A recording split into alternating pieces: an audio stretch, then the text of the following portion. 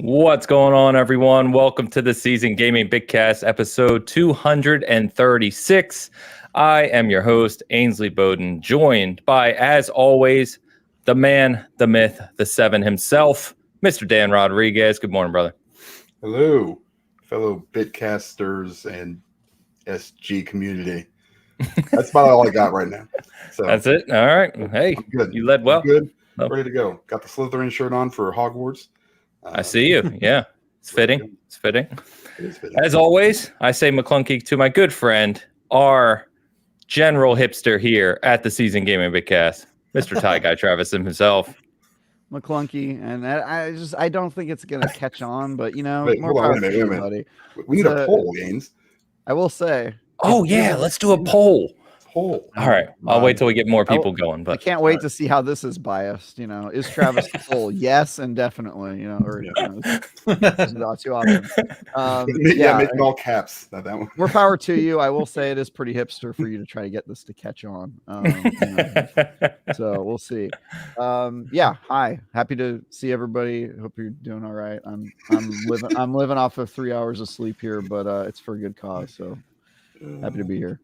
There you go. Yeah, you sound thrilled. I love it. And joining us for the first time on the Season Gaming Bitcast, and to help both celebrate some news about Hoeg and poke a little fun out of him in the process, is LawTube friend Mr. Ian Runkle. Good morning, sir. Good morning, and I've got an advantage on Tie Guy here because I've got 4 hours of sleep. So great. 33% more Runkle over the Travis today. It's nice to meet you, Ian. I've not seen anything you've done with Hoeg. I assume you're a great guy. I did not know that Hoeg. That's a big assumption. Yeah, I did not. That's a bold one. I didn't know Hoeg was friends with any Targaryens, so this is all a surprise to me. I get that, and I also get the elf comment. Elf comment, yeah, that's a good one too. Yeah. It was a coin toss for me. I was going to say one of those comments. So. Also, Witcher, I get a fair bit. Oh yeah, there you go. No, you look like if the Witcher put down his swords and got like a job in banking. That's what you look like, like an engineer or something. I actually do some leather work, so I'm planning at some point to try to build a set of the Witcher armor. Oh, that'd be great. Are you replacing Henry Cavill in season 4? I'm going to go with yes. My God, that'd be awesome. Be great, yeah. They seem to be making those kinds of decisions, so I suspect that the offer will be arriving in the mail anytime now. You look like Geralt if instead of hunting monsters, he was really dedicated to having a full collection of Gwent cards, in protective sleeves, and he's like, look, I've got every card ever printed. I'd probably be more down to watch that than Liam Hemsworth. Oh boy, we'll have to see, but I don't have good feelings about the direction that show's likely to go. Agreed. Well, chat, good morning, everyone, or good afternoon. Looking forward to topics today. So we're going to be talking a lot about canceled games and live service. Live service bubble, is it going to burst? It's kind of funny, Travis, that we seemingly have talked about this quite a bit over the past few months. It's come up, and this week kind of felt like the news is starting to arrive mainstream that live service has a cap. So we'll be talking about that, and Dan got pretty animated with Travis about it. I'm looking forward to a nice cross panel versus here. With Ian, and I just throwing some popcorn here and there at the two of you, so that'll be fun. Popcorn when you're entertained. What is that? What do you do in the movie theater? You just you throw it. None of it's going in. It's all you just throw it. It's ammunition. Yeah, that's great. I did not know that's how it worked. You treat it like you've seen the Fast and Furious movies. I assume that's what happens in those degraded theaters. I don't know if you've been to a movie theater. I'm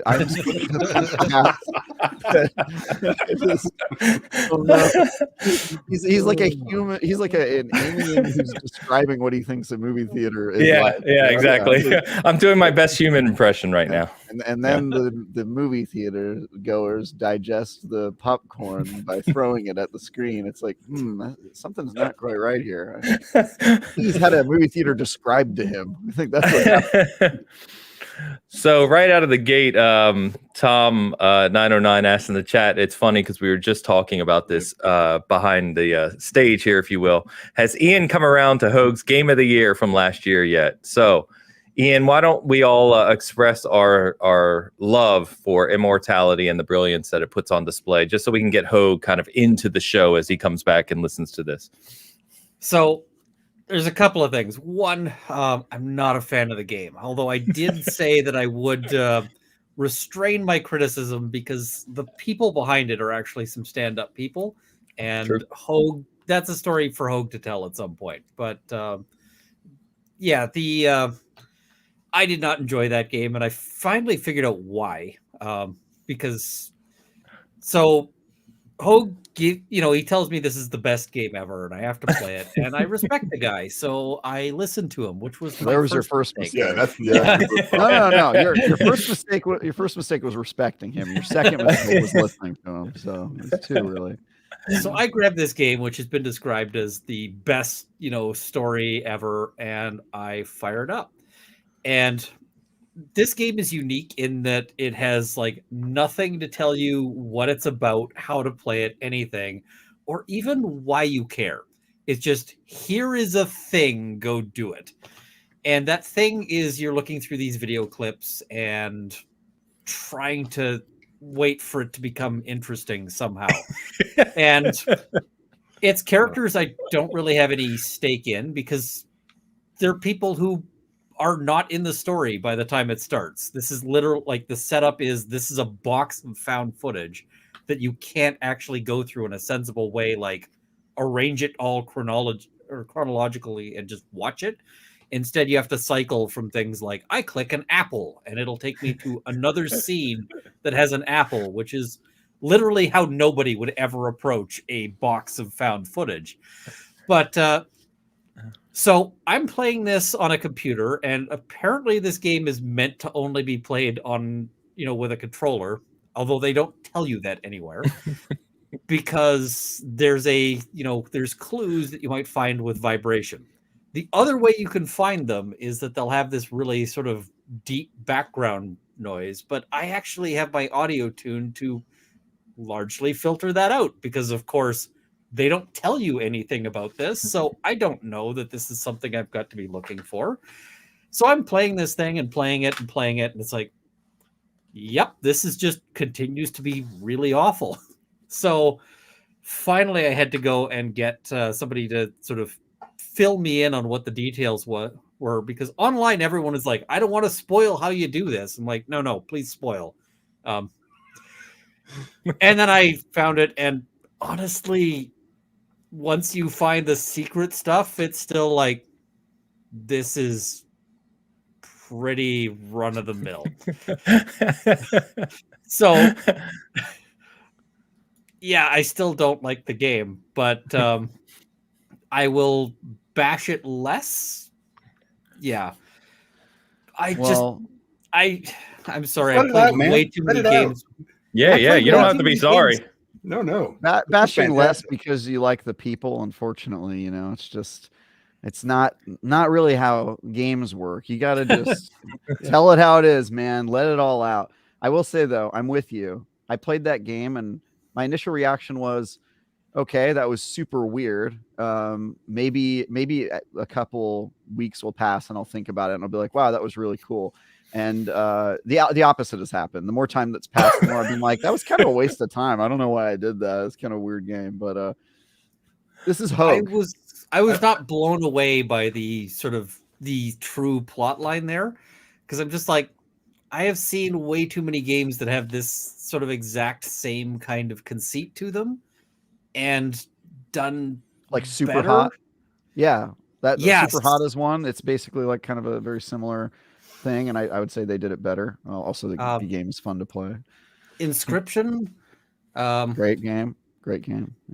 Yeah, there's a bunch of them that have had that same sort of notion, and I'm just like, oh, and I mean, let me put it this way: by the time I had Hoeg's build-up and the frustration of the bad design, and I say bad design because literally it's, you've got no clues as to how this is supposed to go.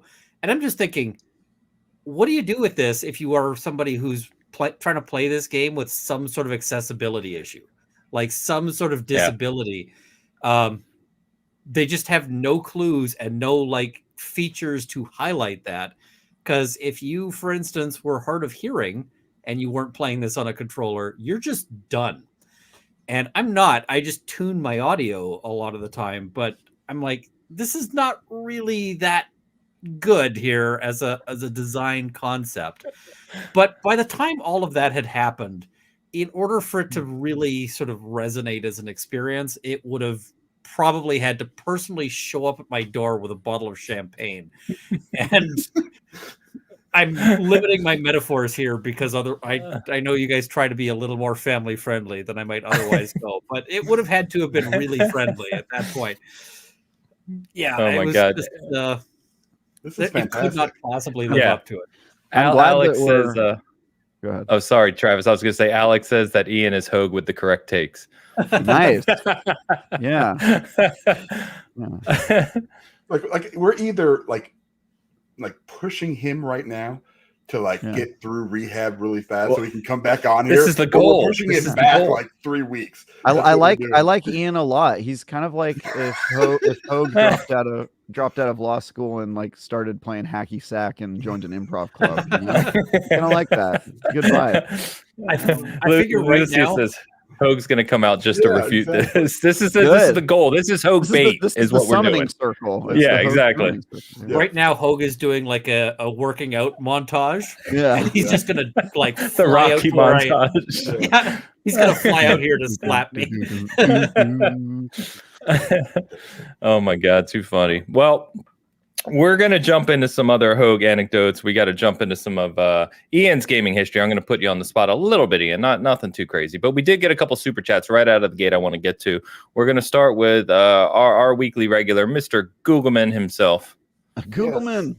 Googleman with the €5. I recommend the book Ask Iwata by Satoru Iwata. Yes. I haven't read it yet, but the cover looks nice. I have that book. It's actually down here in the bathroom in my gaming room, and I haven't finished it, maybe about halfway, but yeah, it's good. It's a good book. No idea. Yeah. No idea. It's written by the old president of Nintendo, who was generally considered kind of a more progressive leader, I guess, for Nintendo at the time. So, yeah, Dan's still figuring out the reading thing. This book's on tape, man. Yeah, get it on Audible. Do what you got to do. But Googleman, thank you. How long do you think you'll have to wait for the movie, Ains? Yeah, the docu-series. Mr. Tao coming out here with I did kind of a double take when I saw it, so I don't know, Tao, what you're drinking this morning, but this is more than generous. Yeah, it's more than generous. So let's read through this one, Dan, and then we'll obviously tackle it. All right, Travis, since Gas Games work and you will be reviewing Lightfall, let's make a wager. If it releases with a complete story, endgame content, revamp, and robust PvP, which you love and they neglect, and a raid at launch, I'll change my view, but it won't. It is what it is. All right, so this is a hilarious comment because I love Tao. Guys, some people Tao's the best. Here's a lesson just in life. Some people will try to get you to accept a false premise. And then if you don't, they'll say, oh, wow, well, I guess you're just afraid or you're changing goalposts. There's such a thing as a stupid argument that you could simply just be like, well, that's not really how it works. It'd be like if I said, hey, I don't think, The Last of Us Part 3 is going to be a good game. If it doesn't come out and if it doesn't have a live service and a PvP battle royale mode, then I think we can just agree it's a bad game. And then you'd be like, wow, that's kind of a stupid thing to guess. And I'd be like, yeah, it is. So that's because Last of Us isn't a it is by definition a game as a service game, and so therefore is not going to launch with all of the stuff that you're talking about by design. In fact, one of the things that it's for sure not going to launch with is its raid, which is going to come out a couple weeks after the DLC. So just based on what you wrote, we already know that's not going to happen. That doesn't mean it's not good, and it doesn't mean that it's not a successful live service game.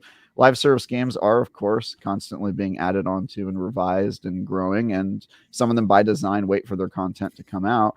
And yeah, I hate your argument, and it seems like you don't understand what a live service game is. So I don't even know how to discuss you. But that sounds like Destiny 2, like what you said is like, the raid comes out 2 weeks later. They add. I mean, that's live service. Yeah, that's live service, but it's by design, right? It doesn't mean that it's a failure if it follows the model that it. You know what I mean? It's just a weird argument to make. So.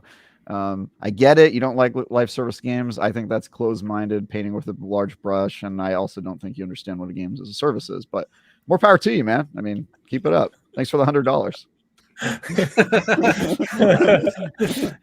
He said, Tal said, I don't want you to go with my take, just that your take isn't law.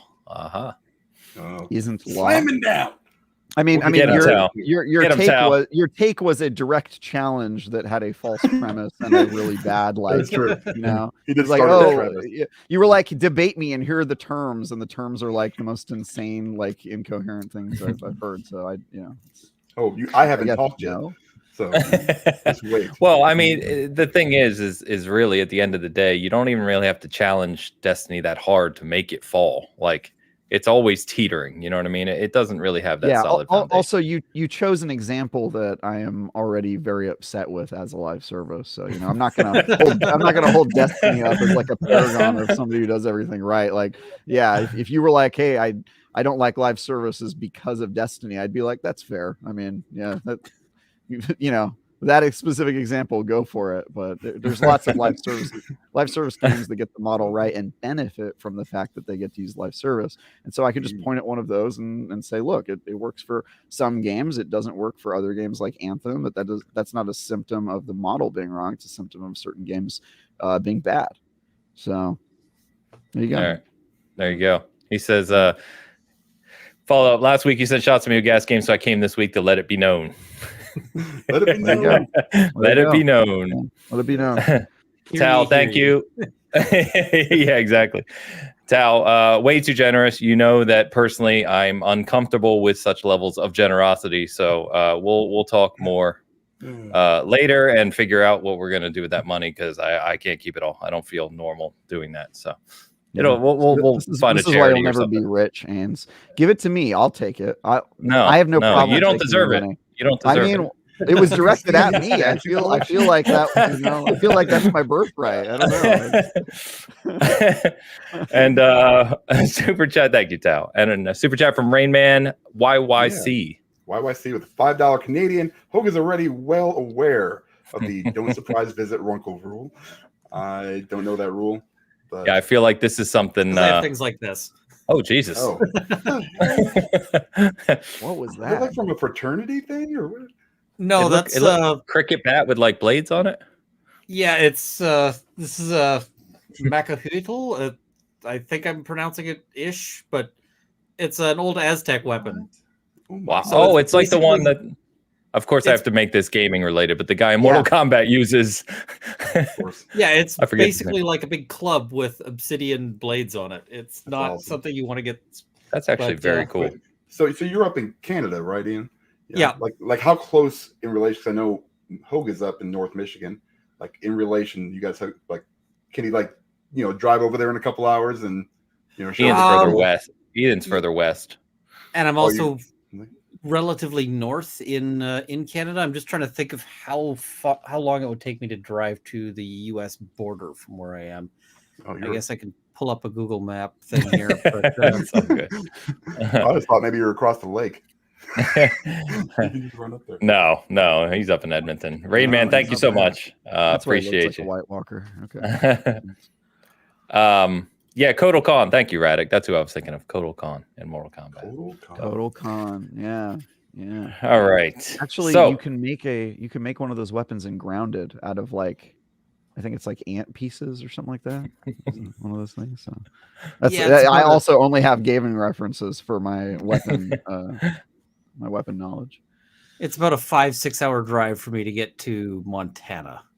Oh, geez. Yeah. All right. Wow, that's a really long drive for a really disappointing destination. Although you are going to Yeah, Barcelona. he's that line. Yeah. Mrs. Hoeglaw, co-counsel in the house. Team Hoeg says, have a great show. Woohoo. Thank you, co-counsel. We appreciate you, as always. Can I get clarification on who counts as Team Hoeg? Because I feel like I've seen a lot of people put hashtag Team Hoeg. Are you speaking for the entire kind of network of spies that you have in place? Am I on Team Hoeg? Or is Team Hoeg like just basically Hoeg and you? Like I need some more information there. Okay. Yeah. Rick is Yeah, probably I'm sure already she'll be like, right I on got to that. turn this off. He's Yeah. talking about immortality again. Yeah. All right, Ian. Couple questions for you. Take us through first time guests. So it's actually we don't have guests much anymore, but want to know kind of gaming history. When did you begin gaming? What was the game that got you into gaming? Going back, have you gamed your whole life? I guess is the question. Where did you start? I mean, early on in like basic elementary school, we had a teacher who thought computers, and he was considered kind of a weird guy because he thought computers were the way of the, way things were going to go. And everyone was kind of like, okay, this guy is really obsessed with these novelty items. But he insisted on his own dime that there be computers in a bunch of the classrooms. So there were Commodore 64s. Yes. In a bunch of these classrooms. And he actually went so far as to, because he wanted to encourage people to get into computers, he would loan these out over a summer. So during the summer months, he'd be like, you can sign up. And not many people did, but I did. So I started out playing games like Digger and Save New York, which by modern standards you wouldn't run on a phone. But I also so eventually we got an Atari ST, which Nice. as computers go is antiquated. It wasn't quite as old as like the cassette drive that you had with the Commodore 64. But you still had things like if it crashed, it would just print bombs on the screen, and then that's it. But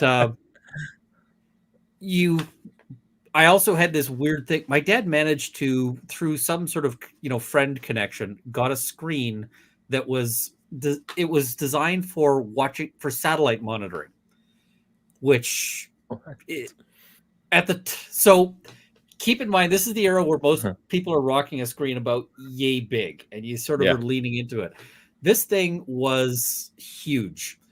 It was, like the size of a large screen TV. The resolution, of course, is still not great, but it's a big screen, and it weighs this huge amount. So it was parked on a desk, and this desk was, because it was so big, you couldn't have the keyboard on the desk in front of it, but the desk was propped up with 2x4s underneath it to keep the weight of this thing from crushing the desk like an insect under the weight of this dang thing. So I'm sitting there playing these old games. There's one that you're flying around doing various sort of star combat, and again, we're talking stuff that you really wouldn't run on a phone nowadays on this massive screen. So that was kind of an anachronism in the sense that I wouldn't get another screen that size for a long time. Played games like King's Quest 3 I managed to get. This was sort of the era where I could buy some games and but largely sort of relying on discs passed between people. So have you guys ever played like the original King's Quest 3? And by the original, I mean the one with the copy protection still in it. Yeah, I had the original when it launched. I had the original King's Quest 1, 2, 3. As they came out, we got them. Yeah. I actually think this is one of the few games that gets worse by removing the copy protection, because for the people in the chat who aren't like ancient fossils, back in the day, in order to prevent people from copying games, they didn't really have sort of DRM or anything like that. They had, you don't get a copy of the manual if you are copying the games. So King's Quest 3 had these spells that your characters trying to cast over the course of the game, and each of them had this long list of instructions, including this block of text that had to be copied exactly. And by exactly, I mean down to the punctuation. All of which had to be done under time pressure because the main plot line is this evil wizard goes on vacation or has a nap for like 10 minutes every once in a while. And you're trying to get this all done during his nap. And so you're sitting there trying to hammer out this giant paragraph verbatim. Now, my copy had two problems. The first problem is that there was a misprint in the King's Quest, like in some of the King's Quest 3 manuals in one of the spells. So that was exciting. I just couldn't get that right. And this also resulted in one of my first grand moments of getting into a ton of trouble, because back in the day, they used to have hint lines, and those hint lines were 900 numbers. Yep. So I called the hint line, and they were like, oh, yeah, there's misprints. Here's the correct text. So I was able to correct my manual and, so forth. And then later, parents discovered this charge to a 900 number, and it took them a long time to accept that this might actually be a video game related, hint line, because those things were not cheap. Like, you'd call in and they'd be like, and they'd try to stall you out as long as they could before just answering the question as to, of course, like, hey, we missed, which I feel like is a jerk move when it's, we misprinted the manual. Let's try to make this as expensive as possible. But yeah, it was something like a $12 charge for this, for getting this, and they were not impressed. But I used to play a lot of like BBS door games. I played an online MUD for a good long time that is sadly defunct. It got bought by, of all people, EA. They bought it because that company started like an online graphical MUD. And so EA bought it to get the talent. And I've been gaming sort of my whole life in various capacities. It's all 300 years as a vampire. All 300 years. You actually look like the world's first vegan vampire or something. I'm kind of the opposite of that. You reminded me a lot of King's Quest 3 because you made me remember that as you're in that house and you're trying to put together these ingredients, and back then, for the people who aren't aware, right, you had to type everything. There's no hints, there's no Google, there's no YouTubes, there's nothing to help you at all, and you had to type everything. It's not like you're walking around on a modern day controller just pushing stuff. I never got out of the house. I never figured it out as a kid, ever. Amazing. So yeah, I got as far as my copy of the game would let me, which was the other problem, because at some point you get on a pirate ship, and that was where my copy had a unsolvable glitch that just crashed it. And that was kind of the nature of the game, because you're using these floppy disks and so forth. There wasn't a way to reinstall or anything like that. There's nothing you can do about it. Yeah. No, it was just buy another copy. So I didn't get that one done. I did complete a bunch of text adventures, which for the people who don't know text adventures, they're entirely stuff you type in, and they range from pretty challenging to exceedingly challenging. Look at Travis. Travis, have you ever played a text adventure? Honestly, I feel like I'm in one of those museums where the the ones where like the animatronic is like, you click the button and then he goes, we had to, and he just describes like a simpler time, and I'm just like, I don't understand any of this. Yeah, if only King's Quest 3 was live service, we wouldn't have any of these problems. It's in like a museum, depending on the ones you go to, it is equal parts interesting and soul-crushingly boring. So I mean, more power to you. Go for it. I like that two people in the chat said Zork at the same time, which it's one of the classics. I mean, the thing is that some of these games don't hold up at all, and some of them accomplish things that I don't think you can get out of modern gaming, because point-and-click adventure games kind of lack something as compared to like the text parser games, simply because there's only so many solutions, and you can solve everything basically by apply item to every other item, which means that the gameplay is a lot of the times like, I have a block of cheese in my inventory, I'm going to rub the cheese on every object that exists. And It's a Tuesday night for me, man. Yeah, that's Dan's fetish. Yeah, I actually I know about text games. I've never played one, admittedly, but I met a guy once, and he found out that I write for IGN, and then he just sat me down, and he was just like, "Yeah, man, the games industry, it really went downstream, or downhill. I have no interest in it ever since they stopped making text-based adventures." And I was just like, "What are you talking about? What?" I was just like extremely confused. I talked to this guy for like 30 minutes, and it was just a very perplexing conversation. So yeah. There are still people making text adventure games. Yeah, there are. Great. I think those are called choose your own adventures. Pretty sure. No, some of them are pretty in depth, but if I got a hold of stupid money and somebody said you have to pick a thing to make a movie about, I'd probably pick one of the more, I say more recent. It's got to be like a decade old at this point, but people are still making newer ones that I haven't played. But a game called Spider and Web, and it's a text adventure, and I don't think there's a way to do it in a. I think it would be very hard to do in a sort of modern style, but the basic plot line, you start out and you're in an alley and you just have nothing you can do. And so eventually you kind of are like, I don't know how to, there's a door there that you just can't open. And it's like, okay. So eventually you leave the alley and then you snap into what is actually going on, which is you're sitting in an interrogation chair and somebody is there, basically forcibly taking you back through memories, and they're going, clearly that's not actually what happened, or we wouldn't be having this conversation.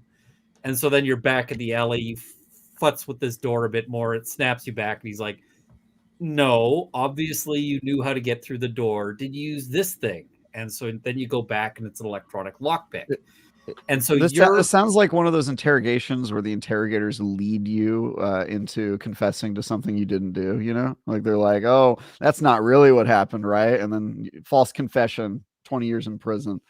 I don't want to be give it away because I know Travis is right now like trying to find this. He's downloading fraud. He's racing to it. But lots of time for games that came out 40 years ago, for sure. Yeah. It's really a thing about trying to outsmart this investigator by figuring out what you're about before they do. So it's an interesting sort of mental challenge in that sense. And I haven't found anything that sort of scratches that same itch. So that's just, but I mean, we also have stuff that we play nowadays that, like when I was a kid, you just couldn't even imagine. So, of course. Yeah, there's a trade-off. I mean, I can imagine a lot. I review the worst games that come out every year. So a couple other things to call out here. One super chat from Detective Seeds. Detective Seeds, $10 super chat. Ian was around when the first computer was made. That is how he started. The origin story.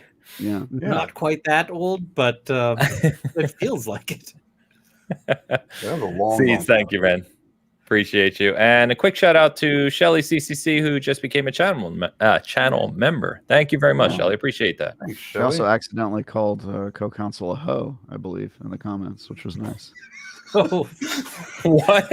I missed something. She misspelled Hoeg and she called her a hoe. And I was Hoeg? like, okay. You. Yeah, that's you got to be careful on that keyboard when talking to Mrs. Hoeg. Okay. These are the risks you take. All right.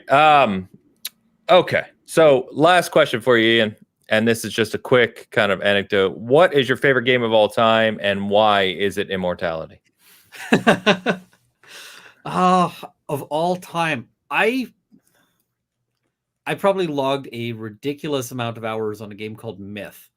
I don't know if it's my favorite, but I played a ton of that. You guys familiar with Myth, the Fallen Lords? No, I thought you said Myst at first, but Myth, I have not played. Yes, I know. No, I don't know Myth. Myth was a game by Bungie Software, who later went on to make nothing of note. But they, in the era of sort of the Warcraft sort of style, Myth kind of mixed it up, because instead of like, I must build units as fast as I can, Myth, you get a certain number of units to start. And in multiplayer, you've got a bit of an option to like choose different units with point buying and so forth. But what matters is how you maneuver those units. And so, for instance, you have to be careful not to have your archers shooting into the back of your warriors, or else that's going to result in bad things. But it has a great storyline, and it was just a tremendously fun game. So I used to do modding for that. I used to do all sorts of things. I have been a Bungie fan for a long time, but I have not touched their. I haven't touched Destiny. I still have. I still have Bungie bucks. Do you guys remember the Bungie bucks controversy and how those came to exist? So Myth was successful, and Bungie was starting to become a sort of known thing, and they put out a sequel, Myth 2. And Myth 2 shipped with a really fun bug.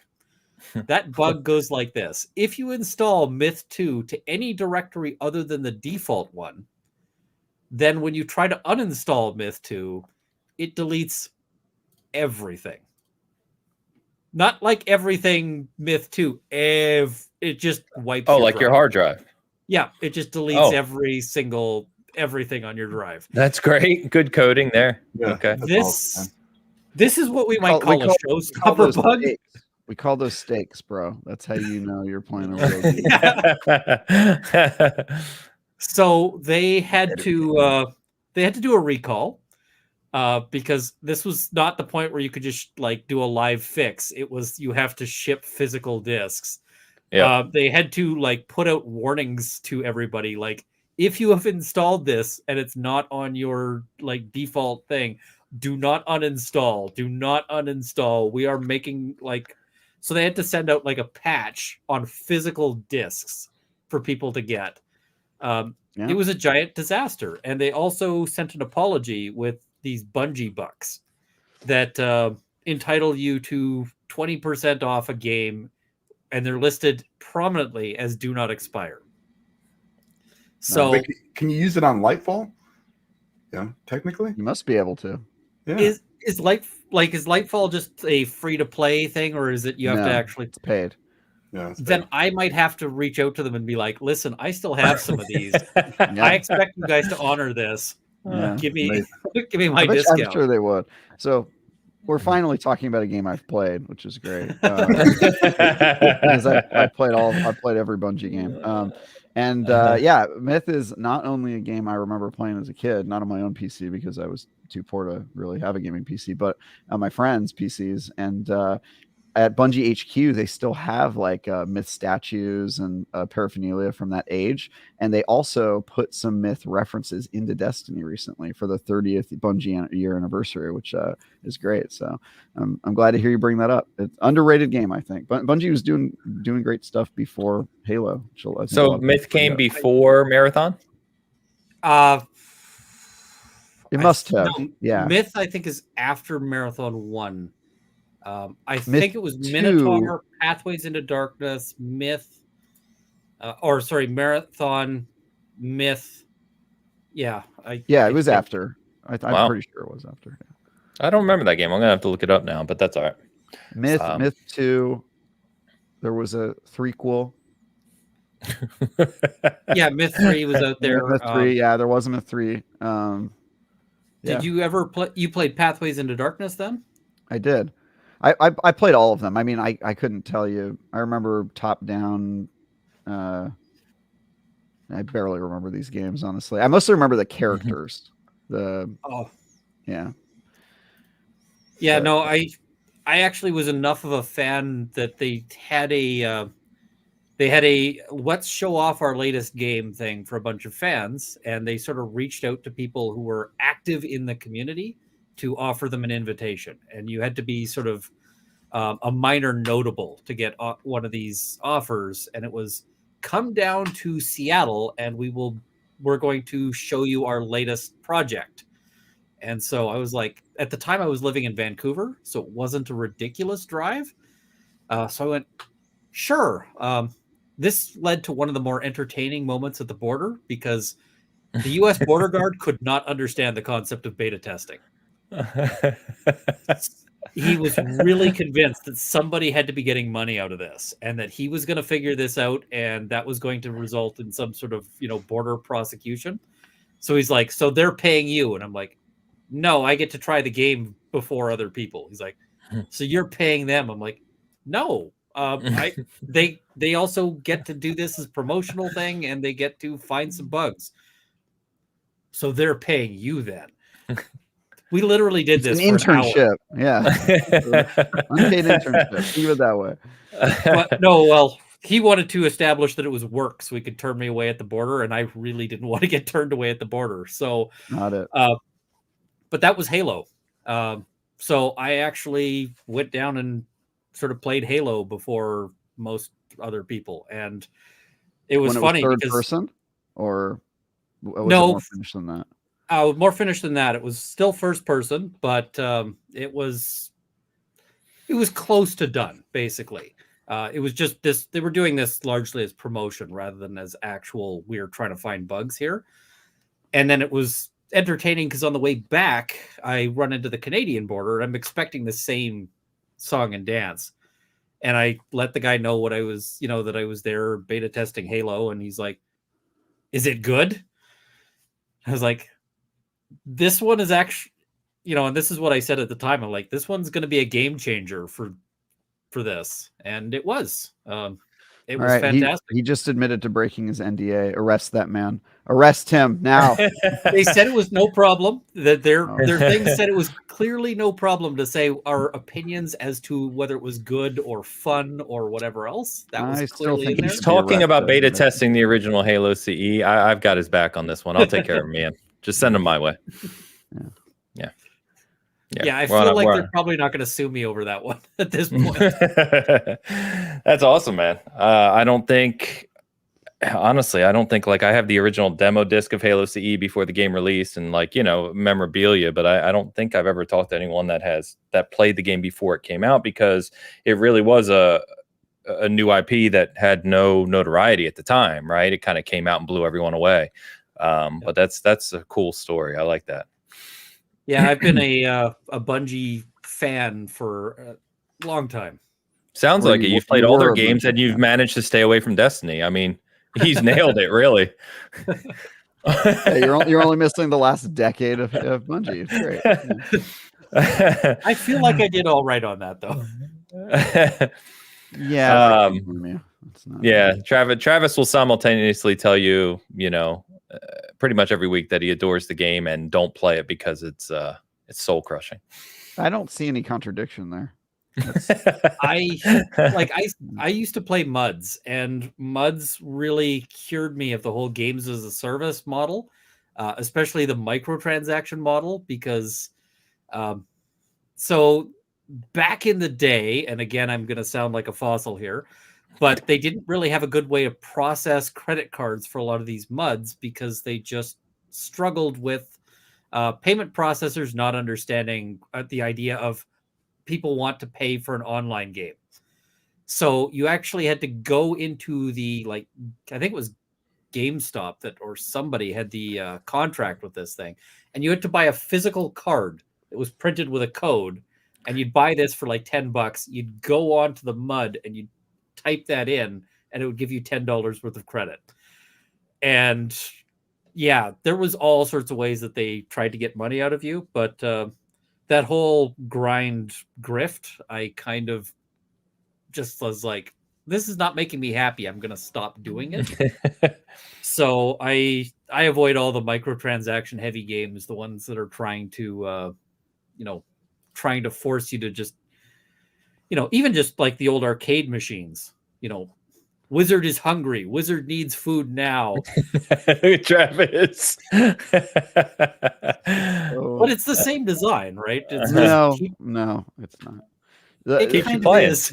You're referring to Gauntlet Legends, which is a game that literally requires your money to get you to play it, to keep playing it. And the live service model is largely free to play the content, and it's supported by cosmetic-only microtransactions that have no impact on the game, which is a very different model. Fair enough. A better cosmetic model. Only, that's a different thing. Which is most live service models, like Fortnite and what have you. So Apex. Apex is a good one. Yeah, we're gonna get the live service because I'm sure. Yeah, we've got a bunch to talk about this week on that. I want to quickly shout out Chris, who became a channel member as well while we were chatting. Chris, thank you so much, man. Appreciate you. Hope you're doing well. Okay, so Travis, you can finally talk about. Can you finally talk about something? We've been joking for weeks that you can't talk about anything. I mean, I did have a review go live this week of SpongeBob SquarePants: The Cosmic Shake, so I guess I can talk about that game. I know how much everybody's waiting for me to talk about it, but I didn't like it. I gave it a 5 out of 10, which is how I'm starting my review year. It is a 3D mascot platformer that feels like it was made by somebody that played 2 or 3 3D platform mascot platformers 20 years ago and decided to make that exact thing with none of the modernizations or improvements to the genre since. And it's just sort of a generic platformer. I mean, I love SpongeBob. I think it's got some great jokes in the game, but it just is it'll bore you to tears as a game, unfortunately. So 5 out of 10, mediocre. You can play it if you really, really, really like old school 3D platformers and want that exact same thing. But I mean, if you haven't played Mario Odyssey or Psychonauts 2 or one of the many 3D platformers that's much better, you should just play those instead, because this ain't it. So yeah, I can talk about that. I think maybe we can talk. Did we already talk about Wanted Dead last week? Did that already happen? I think you can mention that. Yeah. I don't remember. I'm not sure if I talked about it, we can't. Yeah, it's a great game. I think it's coming out in a couple weeks, and people should play it. And then the last thing that I can't talk about, but I can say that I played it and all that is Hogwarts Legacy, which I spent the last couple half a week playing through, writing the review. We approved the final video last night, and so it's going live tomorrow at 3 a.m. Monday at 3 a.m. is when the embargo lifts.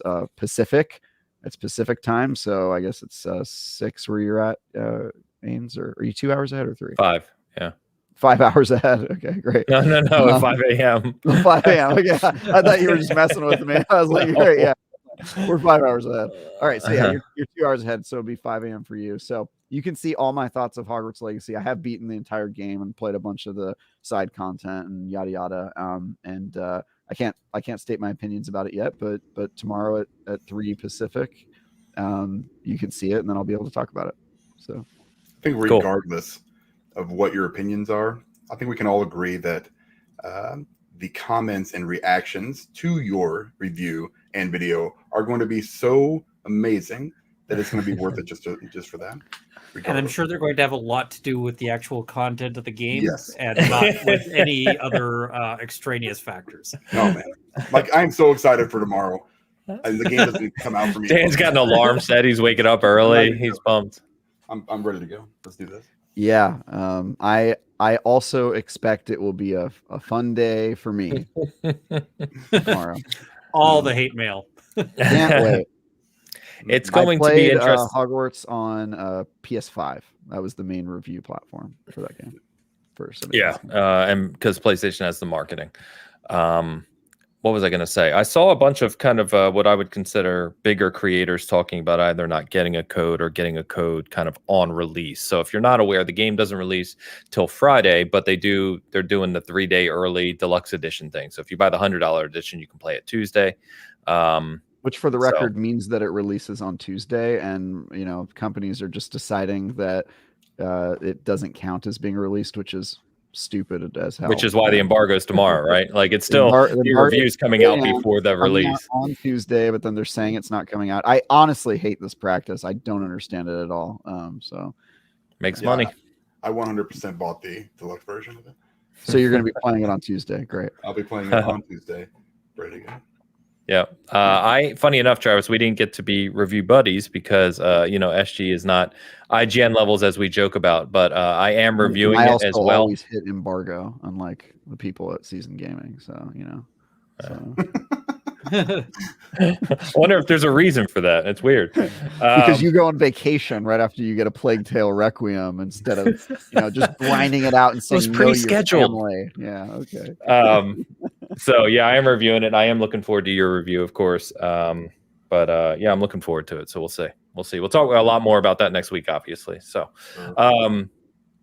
I haven't been playing anything interesting. I've had very little time to play anything worthwhile lately. What else? Any other games you guys want to chat on that you've been playing?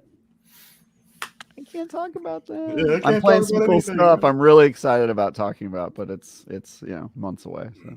A little ways out. Okay. Yeah.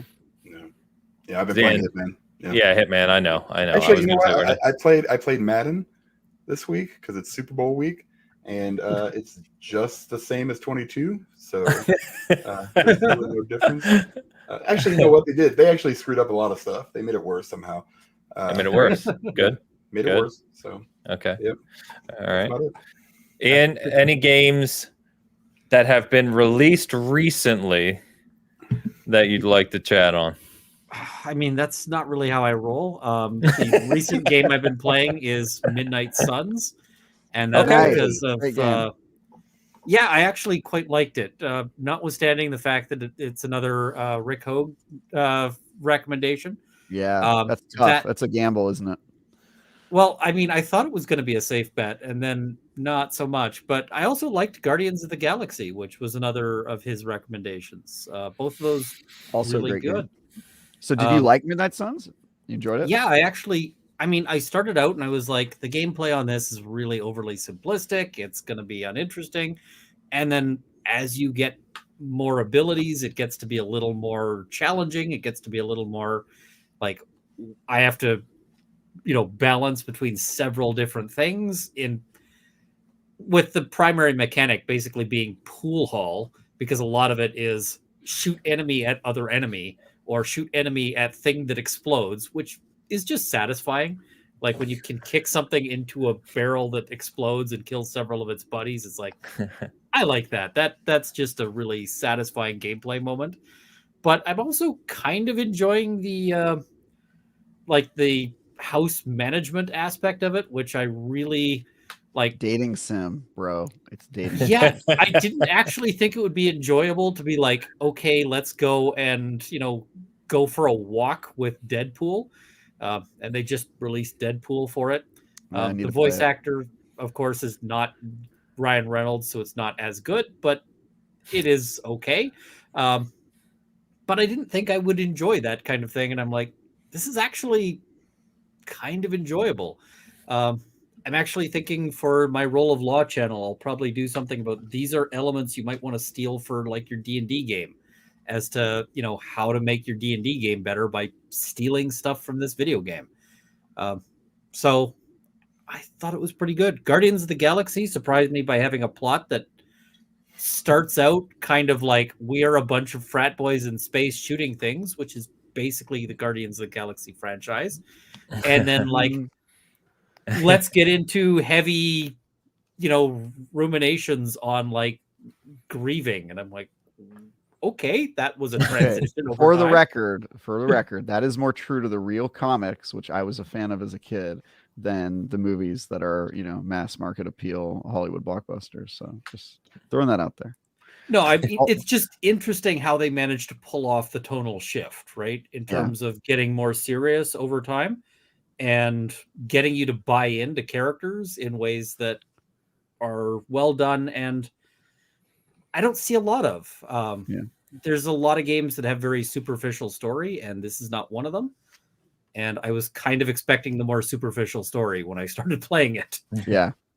Yeah, with you definitely get a superficial story with Midnight Suns, but I think the thing that game succeeds at is it's the small moments between the characters, which it actually makes you care about, even though they're characters you likely already know a ton about. And I think that they're able to succeed at that because they take a lot from the dating sim genre, which I think a lot of people who played Midnight Suns aren't familiar with dating sims, and so they think like, oh, this is all brand new stuff. But if you've actually played dating sims, you realize how much inspiration is taken from it, and it's because that genre is actually good. It's just underplayed, at least by the demographic that dominates the discourse online about what makes a good video game. So yeah, it's interesting stuff. Really great. Always trying to get us into dating sims, Travis. I am. I just want people to play more games and be less afraid of the new and the different and Different games. Yeah. Well, I like that. I'm actually looking forward to trying a game that looks absolutely idiotic, but idiotic in a fun way, and that is a game called Choo Choo Charles. Great. It looks idiotic. Yes. No, I'm laughing at you. This is, you probably don't even realize how perfect this is. But Travis reviewed that game for IGN. And I'm guessing you hated it. I did. I didn't hate it. I gave it a 4. It's a bad game. It's you can beat it in about 2 hours, and it's just like not a well-designed game. But yeah, hey, more power to you. Have fun with it. Kind of what I'm expecting. I actually bought it just to like, I'm gonna stream this thing. It being like 2 hours is kind of a perfect time frame for that, because it's like, okay, I played it. I don't expect that this is gonna be a game I come back to. Like, hey, this is my favorite game. Like, let's have another round of it. But I just kind of want to see how silly it gets and whether or not it's. I wish it got more silly, to be honest with you. It's sort of very underwhelming. The silliest part is the premise, and then beyond that, it's sort of just like, all right, this is Any recent death threats, Travis? Yeah, so I will say the Choo Choo Charles community is one of the most toxic communities, apparently. I gave that game a 4 out of 10, and I'm still hearing people threaten my life and call me racial slurs. So it's a good time, and that's just for a game that nobody really knew about, right? So like, no, so the reason people are pissed is because it was made by one guy, and people are coming up to me and being like, "Hey, it was made up by one guy. Why are you going to judge it like this?" As if the circumstances around which a game is made means that I have to grade it differently. Apparently there should be 2 grading scales, one for games that are small and one for games that are big, which makes absolutely no sense, since some of the best games ever made were made by one person. Undertale, Stardew Valley, I could go on, but that's neither here nor there, apparently. So the people are just mad because they see it as big IGN is picking on small developer that was made their first game. Unfortunately, all of those factors have no impact on the qualitative assessment of a game. You wouldn't base your score any more on the size of the team or the budget that made a game than you would on, Hogwarts Legacy, on the opinions of J.K. Rowling or anything like that. These are factors that do not impact the quality of the game. They are simply other considerations that you might want to make, but they don't factor into a review. Minecraft, thank you, Jacob. Another great game made by one person. So there are lots of examples. Restaurant review, you're like, yeah, this tastes like sawdust, but the guy who made it is, has a really tragic backstory. So 5 stars. Yeah, he's super nice. You know what's funny is people do that with restaurants. They'll be like, oh look, well, it's not that good, but it was only $2, and it's like, the price you paid doesn't make the food better. It just means your expectations are lower. That's not, you know what I mean?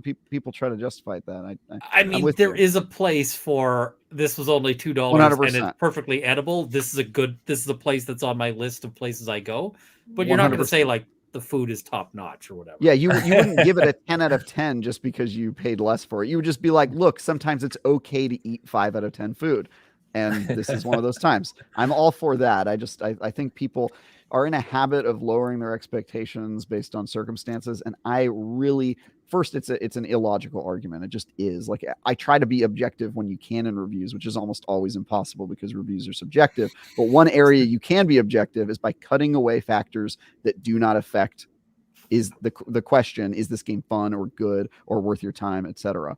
And so yeah, that's just, people are mad about Choo Choo Charles. I get it. I didn't do it to pick on one person. I just played the game and thought, wow, this is super boring, and I don't know why. I can't recommend people waste their time playing it. That's just it. So all right. And if you want to hear more about reviews from me and Travis, there is a 2.5-hour video we did a while ago on reviews that is on the channel. You can find it. Yeah. Mm-hmm. Review philosophy, just the most clickable, SEO friendly YouTube topic I can think of. Although I did like that Dan Stapleton came out and started that series of why, certain things are favorable. And funny enough, as you and I talked about, why especially smaller sites like us who can only review what we want to review, why scores are generally higher, right? Because we're not reviewing the 2 out of 10. Yeah, people think that the average should be 5 out of 10, which doesn't make sense. It's the average of the games you choose to review, and you usually only review the games that A, people care about, or B, that you think are going to be good, so that you can tell them if it's not going to be good. But if everybody knows that the Steam Greenlight game that is sort of a meme is going to be bad and nobody cares about it, then why would you review it? But there are a lot of bad games out of there. They just don't get reviews, which is why the averages online seem high. It's just those are the games people want to play. Yeah. Nobody is like, oh, all right, I'm going to go review, I don't know, some random thing that they threw in on a Humble Bundle. That's right. Only reason we reviewed Choo Choo Charles is because there were a ton of people online who were super hyped about that meme game and wanted to see if it was good or not. So they're out there, but we don't really go out of our way to find the 2s out of 10 and just review them for no reason unless there's a good reason to do it. So. I feel like you could probably make a channel that's just reviewing some of these really bad games. Probably. Actually, I had a relatively successful for the time video because my main channel is like legal, legal discussions. But there was this police simulator demo that went out, and like they were talking about how it's the most realistic thing ever in terms of policing. So I was like, all right. And I did a playthrough of this demo, which took me like an hour because the demo is surprisingly, it's not long. It's just arduous, if that makes sense. Like there's not a lot of content. It's just kind of miserable to drag yourself through, including like a training tutorial that is idiotic. But people actually enjoyed that one a fair bit just because I'm like, no, this has no bearing on anything. This makes no sense. But there is, I think, a place for, game mockery. No doubt. All right. It's called Twitter. Yeah, it's called Twitter, right. All right. We're going to move over to our main topic. However, before we do that, and you can take time to think about this if you need to, Ian. We've had a big running poll that has been democratically decided in one direction, very cleanly, fairly, over the past couple weeks. But Travis wants to bring this up. Twitch. Travis wants to bring this up yet again for some reason. So why do I want? I need you to look. We as Hoeg was obviously off the show for a time, we put him on the screen to kind of join us in spirit, if you will, and we created 2 different frames to do this. And they have a different look. So I'm going to put both of them in front of you. You'll have to apologize the framing of it because it's going to kind of block you guys out for a second. But I need to hear from you, Ian, if you think which one you think is more suiting to kind of Hoeg, the show, and the general premise we have going on here. So Exhibit A is what we call our regular boring frame, which is this one. Okay. So that's, when it's just the 3 of us, that's how we're hanging out. And then the other superior. Where did you find that picture of Rick? That's the one he sent to me a long time ago when he was a guest. Yeah. The other How long ago? I was don't he a know. guest in the 20s or? I honestly don't know. But that frame or this one. So you can take time to think about it. If one jumps out to you that's better than the other, you can shout it out. But we need to hear your opinion on what you believe, either what we call the matching frame or the gold the gold frame. So whenever you're ready, you can let us know what you think on that one. I mean, what is the objective? Is the objective for hilarity? Because I feel like the gold frame is a little bit Baroque. It's a little bit, it kind of stands out. It might be visually distracting. So I kind of feel like for a longer term thing, the first one is the better way to go. Mm-hmm. But for the hilarity of the joke, the second one is funnier. Yeah. I just feel like it would also wear out its welcome just by being visually distracting. Let me ask you a follow-up question. Do you feel like one of the frames implies that we lost Hoeg? That he is no longer with us? Kind of. Yeah, right? 100%. Mary's clearly on the right page here. Appreciate it. Yeah, the one does kind of imply that it's Yeah. Yeah, a little bit. Yeah. A little bit. Calm down. Really Okay. kind of depressing. Well, I walked into a guy's house at one point, and he had a frame like that around his first girlfriend who died while they were engaged. And it All was right, clear. now I feel bad laughing. I started to laugh, and then you continued the point. And No, Well, I think here's- it's more funny now. Please keep It going. is more funny because the guy was married, and had been for like a decade. And so I was like, I just This was like, guy has not who's learned this? to deal with And- trauma.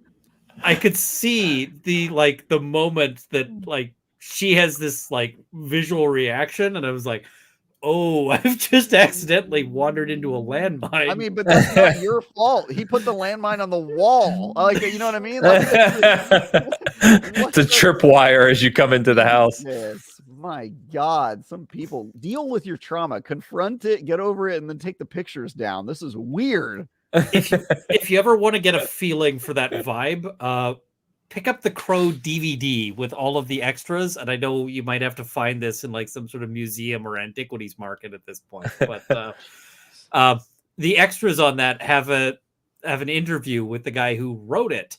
And he's sitting there talking about how it's dedicated to a similar situation where this woman he was dating died and so forth.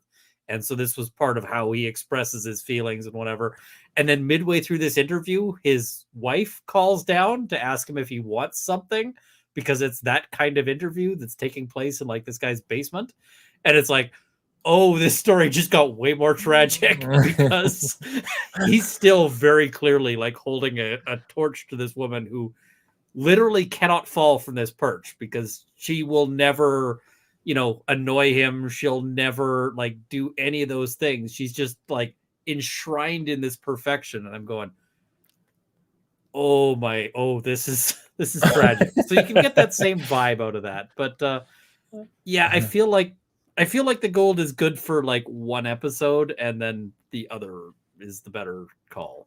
All right. We'll do one episode per week with the gold, and then we'll use the matching the other times. So when you asked this guy who the picture frame was his answer my first choice? No. No. He Okay. just starts in and he explained like this is certain, and then the story kept going and kept going, and she's sitting there like his wife is sitting there like giving me this look like you had to freaking ask, and I'm going, oh no. Well, yeah, I mean nobody likes to be a bench warmer, second string. That's not good. Yeah, So, they have a good marriage. It's just that this guy is clearly needs to take that thing down and put it into storage or something. Because, yeah. And being a shit disturber, I was so tempted to ask if they had another one in their bedroom, and I managed to restrain myself from asking the very poor question. It's on your ceiling. It's actually her pillow frame. Yeah. All right. By the way, Rayman YYC $2 Canadian super chat says neither of those because there's no hat in the picture, which I think is a fair critique. We may have to adjust the picture itself. Yeah, I feel like the picture itself is lacking somehow. Rayman, thank you again. Appreciate it. All right. I think he looks nice. I think everybody should wear ties all the time. I mean, everybody looks nice when they're going to prom. Great. I will have to refute you. I did not look nice when I was going to prom. Okay. But it looks like that's the era that picture was from. I think that was when he told me the background on that a while ago. I want to say it was maybe his picture that he took for law school. Yeah. Oh, okay. No, it was something to do with a law school picture. It's the one on the website too. Yeah, I think he just likes that one for for some Hoeg reason. Law website or something. Hoeg is gonna have some words for me later. All right. Why we jump over to our main topic for the day, I'm going to put up the other poll that we were going to start at the beginning of the show. Whether or not Tie Guy Travis is a hipster, this is the key poll for the foreseeable future for this show. I mean, it could really bring this show to its knees if we don't treat this poll carefully. So that'll go up in a second. But while I'll get the conversation started because I know you've got some words for this one, Travis. So, in all seriousness, conversation about live service, moving over to what we saw this week, which is starting to, I would say, provide more and more evidence that live service does have a bubble. We're reaching that or have reached it. So this week alone, we got news that both Apex and Battlefield Mobile are shutting down. Crossfire X, Travis's game of 2022. Is shutting down in May. Rumbleverse, which only released like 5 months ago or 4 months ago, is shutting down in, I believe, June. Knockout City from Valon Games, another EA title that saw really big success out of the gate, but they're getting ready to launch Season 9 later this month. That will be their final season. That will go offline in June as well. Back for Blood, the team over there, is it Turtle Rock, I believe? Back for Blood announced that they are done with content for that game. They're already working on their next project. So that one, I mean, not that it's shutting down, but there's nothing new coming for it. I don't know what this game is. I don't know if anyone else does, but Crime Site, someone sent to me, is a live service games that's shutting down as well. And a lot of commentary around, you kind of have these standardized daily monsters now. So you've got Fortnite, obviously, you've got Call of Duty with Warzone, you've got Apex Legends, you've got Destiny, you've got Rainbow Six Siege, and a handful of others, the Minecraft, the Fall Guys, Rocket League. I mean, there's quite a few, I think, which is kind of part of the problem. But it feels like we're getting to the point where the industry can only support so many games that monetize on a battle pass / constant release cosmetic basis.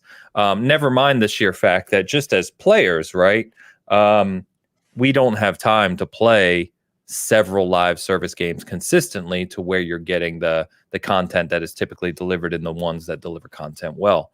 So I guess the bigger question is, as we've talked about this over the past few months, and it feels like we've been building up to this conversation, are we at that point? Are we at the point where we're starting to see the industry hit a breaking point of how many live service games it can support? And expounding upon that, do we think that developers and publishers are going to begin to look at this and kind of readjust where their focus lies for the foreseeable future? Okay. So yeah, I tweeted about this last week in because I saw so many people talking about it who I don't think know what they're talking about. But yeah, I guess to answer your question, there probably is a bubble in the live service games, and the reason for that is because only so many games can be successful that ask you to play it 100% of the time. Every game that costs $60 and you could play for 8 hours could theoretically be successful, depending on what success means for those games. Because you play a game once for 8 hours and then you're done, and then you need another game to play. And so theoretically, video games are not a zero-sum game, but services are a zero-sum game in the same way that Netflix and Hulu Plus and Disney Plus, or whatever that one's called, are sort of a zero-sum game as well, because families are only going to keep so many subscription services active. And this is an example where we can look at Dan as a litmus test for the general public, who last year shut down a bunch of his subscription services. And I think there's a similar kind of thought in the live service. The reason only so many can be successful, they require a large time commitment. Obviously, you have to play them pretty regularly. Number two, there's a very big sense of FOMO in these games, where some people try to get all of the season passes done, or all of the different special events. They want to complete them and get like the cosmetic. And you have to pick which games you're kept up with, right? Like you can't do Halo Infinite and Apex Legends and Fortnite and Destiny unless you don't have a day job and no responsibilities, right? If you're retired, maybe you can do it, but you have to sort of pick and choose if you're a normal person, and that's difficult to do. So it is certainly true that in the category of games that require all of your time, there is a limit here on how many of these can be successful long term. Long term is an important distinction, because some of the games shutting down were not unsuccessful, right? They were successful, and they're simply shutting the games down because they feel like they've reached the end of that success. That isn't a bad thing. Some of Knockout City, I suspect, was profitable. just based on the number that they sold and the I season would passes assume. and how much hype it had. I think Yeah. they made money. And so if a game's shutting down after 9 seasons, do you say that that's a failure, right? Do you say that that's a game that's not worth making again if they could repeat that process with a different title? I would argue it was successful. And so the question is, how many of these games can be successful forever, right? How many of them can be Fortnites and go on for like 10 years or however long they want to be, or a Destiny, which I think is one of the longest ones, like 8 years, right? How many can do that? And I think that space is pretty limited, but I think you can have a lot that are short-term successful, make their money, and then eventually shut down as soon as people stop playing them. And I don't think that's wrong, because if you compare it to the $60 model, people buy the game and then at a certain point they stop buying the game unless it's GTA 5, and then they just buy it forever somehow. But most of the time they buy the game and then they stop buying it. There aren't press releases going, well, God of War is a failure because it stopped selling games 4 years later. They don't report on that because of course people don't buy it 4 years later. And so I think it's comparing apples to oranges. Like, of course, every live service game that is currently successful is eventually not going to be around. Even Fortnite, I think, long enough timeline, the kids grow up, they stop playing Fortnite, and then the new generation doesn't want to play the same game that their parents played. You know what I mean? So long enough timeline, even games like Fortnite are gonna go away. And I think that's fine. I don't think that means that Fortnite is unsuccessful or, not worth playing or what, anything like that. I just think it means that this is cyclical. Things come in, they're fads. People like the new, fresh thing, and people don't like the other ones. That said, I'm sure the Knockout City developer would have loved if their game was successful for 20 seasons, 40 seasons. I'm sure that is a possibility, but it doesn't mean that they failed. It just means that they've reached the end of that, what they think they can be successful doing, and they want to move on to something else. And I don't think that's a bad thing. I also just want to comment on the fact that I saw so many people saying that this was proof that the live service model was bad. And they were saying, good, I hope these games die. Live services are terrible.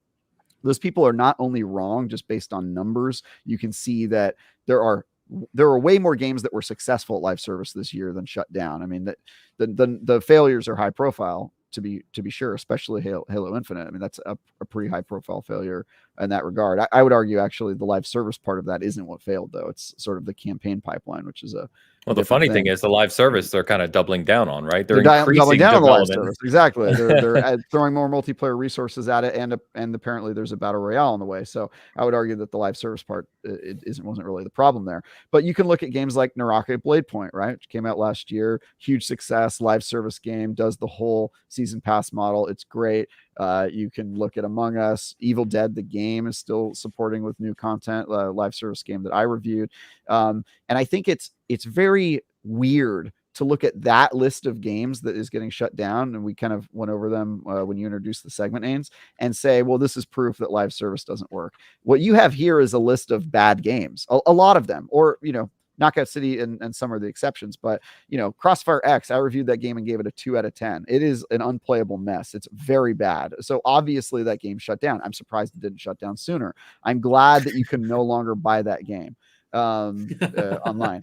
But the games like Knockout City, I think the reason that they failed, or maybe didn't fail, but the reason that they didn't have legs to their live service game had to do with their model. The game was great, but they had a small team. They had a trouble keeping up with the content pipeline, and importantly, they released the game with a $30 price tag, which I think was the poison pill for that game to begin with, because it was very clearly, if you ever played that game, you're like, wow, this should be free to play. Like, just anybody who understands that model, I think they made a calculated mistake, and I don't know if it was their publisher that pushed them to do that or whatever. But $30 price tag out the gate, I think, killed a lot of the momentum for that game, and I think maybe that was an error on their part. And they did eventually switch to free to play, but I think it was too little, too late, honestly. All of these games, I could just go through and tell you what I think the problem was with. I think you touch. I think you touch well on the broader point, right? Yeah. The broader discussion. I don't think we have to talk about these games specifically. It was just kind of news that happened this week that relates to the conversation, right? I would also agree with you that we certainly shouldn't treat it as evidence. I think that's a mistake, right? Because as you rightly said, and I think others in the chat said, quite frankly, live service games run the industry right now. If you look at the most played, most profitable games in the industry, they're live service games. I mean, from Warzone to Fortnite to Apex to all the games we mentioned, Roblox to Minecraft to Rainbow Six Siege, etc. So, but I think the question of you kind of touched on it, Travis, but the question is how many of those games that are designed around the fear of missing out on certain cosmetics, certain events, certain things you do with your friends that other people are doing, or you're part of a group that plays one game consistently and wants to unlock certain things. What percentage, or excuse me, what number of games built in that or designed in that way can the industry support realistically? The industry's growing, but a lot of that growth is on the mobile side, which is obviously a whole different conversation than what we talk about typically with console and PC. So what does that look like? It feels, even though these games in particular, like you mentioned, are not kind of the barometer of what we're discussing wholly, I don't know. Do you really think we're going to see a game come in the near term and challenge the likes of the big ones we're talking about? I think it's certainly possible. And I think that'll happen at some point, but I don't know how consistently that's going to happen based upon how many people take that swing, right? It's like these companies are swinging for the fences, and more often than not, they're going to miss pretty broadly. Yeah, and I think they're prepared to do that to a certain extent. This is why we see so many live service games launch with no content plan, because I think a lot of them are waiting to see if it lands, right? If the audience likes it. And then if they do, then they go, okay, let's hire people, let's ramp up the pipeline. Yeah, we talked about that. Yeah. Yeah, if it fails, they just drop it and they go, okay, great, let's just pretend that didn't happen. And I think that's probably going to be Sony's strategy when they start breaking into live service using the Bungie acqui-hire move that they did. I think that the reason that they plan on launching 10 live service games in 5 years is because they know that not all of those are going to be successful, and certainly not all of them are going to be successful long term. But as we've learned from Fortnite and Apex Legends, you really only need one success for your entire company to survive off of, right? If it's big enough. And I do think something will challenge Fortnite and Apex Legends. I actually think those games are fairly weakly positioned to defend their territory, to be honest, just because it's easy to put something out there that is the hot and new. All you really need is the live service model, which admittedly is really hard to nail. But yeah, I think this stuff is going to change, and I think it's worth the risk to developers, especially big ones that can take maybe a hit or two, because if you succeed, you get recurring revenue for a really long time. If you get a Fortnite, if you get an Apex Legends, that could be the only game you really need to feed your company for a long time. So I think they see that and they say, high risk, high reward, and some of them are willing to take those bets. And then for smaller games, it allows them to develop the game while players are playing it. It's kind of similar to the Steam Greenlight service, right? You put your game out, people play it. If they like it, then you have a community, you get feedback, you make the game better, you add more content to it, and eventually it grows into a beautiful different type of game that maybe wouldn't exist if you didn't have the live service model. So I just think the model has too many benefits, too many successes, too many examples of how it's changing the industry for the better to just say, because Crossfire X is no longer playable, I think we can just call it a day. Call it a day and go back to service problem. Yeah, call it a day and go back to the $60 model. I would also just say that if you're the type of person who is decrying the model, that would be like decrying the $60 model because, Nerf Legends didn't land, you know what I mean? Or Gotham Knights wasn't the greatest game ever. It's like, you can't take the bad examples and just say, oh, well, the model's the problem. It's those games. Those games are the problem. Yeah. Real quick, we crossed 200 people watching. So if you're enjoying the conversation, as always, please share it out. Great to have Ian on here for the first time. Give us a like and let people know that you're enjoying the content. We always appreciate that. So Ian, I'll come over to you because based on what we were talking about earlier, it doesn't sound like these games are your thing to begin with. And correct me if I'm wrong. But as we're talking about kind of this is the broader topic, right? What are your thoughts around what we've said around these specific titles kind of from a recurring revenue standpoint, kind of being a target for a lot of the big publishers and developers, because as we said, if they do hit, it's just it's a cash bank. Whereas in other examples, it's obviously very hard to hit that target. Do they interest you? And what are your thoughts on them? I mean, I'm not the target market precisely because the whole fear of missing out thing is something that actively drives me away from the game. Because like what tends to happen in these games, and this happened with MUDs and so forth, You've got a group of people you play with, and then I end up in a week-long trial. And there's just no way for me to be online with them and to keep up. Like I literally would have to give up. I can't blow off a trial to do that. Sure. And then I come back and everybody has gained, 4 levels. I'm not in the same category as them anymore. And it's like, cool, bye, uninstall. So I'm like exactly the not market for this. So like I would love to be the guy saying, you know what, this is proof that this is a terrible model, that we should all abandon this. Everything should be coming out as a fully packaged game with a great plot and whatever else. And I can't. I actually agree with Travis in the sense that there's going to be lots of people trying to do this, because even the games that we count as failures, a lot of them still made tons of money. It's like, oh, right, this game ran for 6 months and then it shut down and whatever. And like, but for those 6 months, it was just some guy sitting there with a bucket pouring money into the company. And it's like, okay, do we really think that this is, I don't even think it's that high risk, because even the ones that we go, oh yeah, this, like nobody's going to remember it in 2 years. Even a lot of those made a huge amount of money as compared to some of the games that I really liked. So I suspect we're going to see more people attempting to do this, but it really is a situation of a limited pie, because as Travis says, if you've got a game that requires that level of focus where you can't walk away from it for a week, you can't even necessarily try out another game. And so the existing incumbents actually create a bit of a wall for new entrants. Like if you're sitting there and if I'm dedicated into Fortnite and I'm playing Fortnite, I wake up, I drop 12 hours in it, and then I go to sleep. And somehow I'm getting paid through like a trust fund in this hypothetical scenario or whatever. But you're like, hey, we have the next latest and greatest game. I'm like, cool. I don't have 8 hours to try that one too. I just don't have the hours in the day. Yeah. So I can give you some advice there, Ian. The key is to just make the game your job. Just get paid to do that, and then you'll be set. Yeah, and I mean, there are people who do that. Like, there are people who stream these games, and I'm like, who's got time to watch the stream and play the game? But I don't understand that. I'm with you there. It's crazy to me.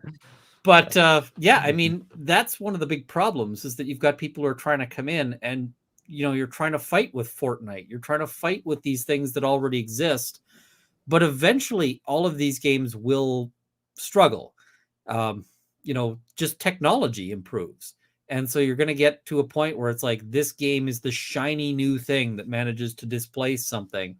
And yeah, eventually Fortnite will have to shut down. Eventually all of these things will shut down, but we're not going to see the model die.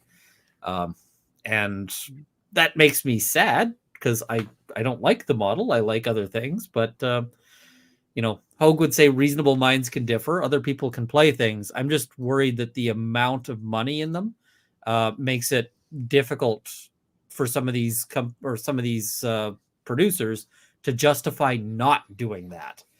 And that's where we start to see that's the concern I have. But I take issue with the idea that you don't like live service games. I think the examples that you're citing specifically are. Did you just say you take issue with him saying the games he doesn't like?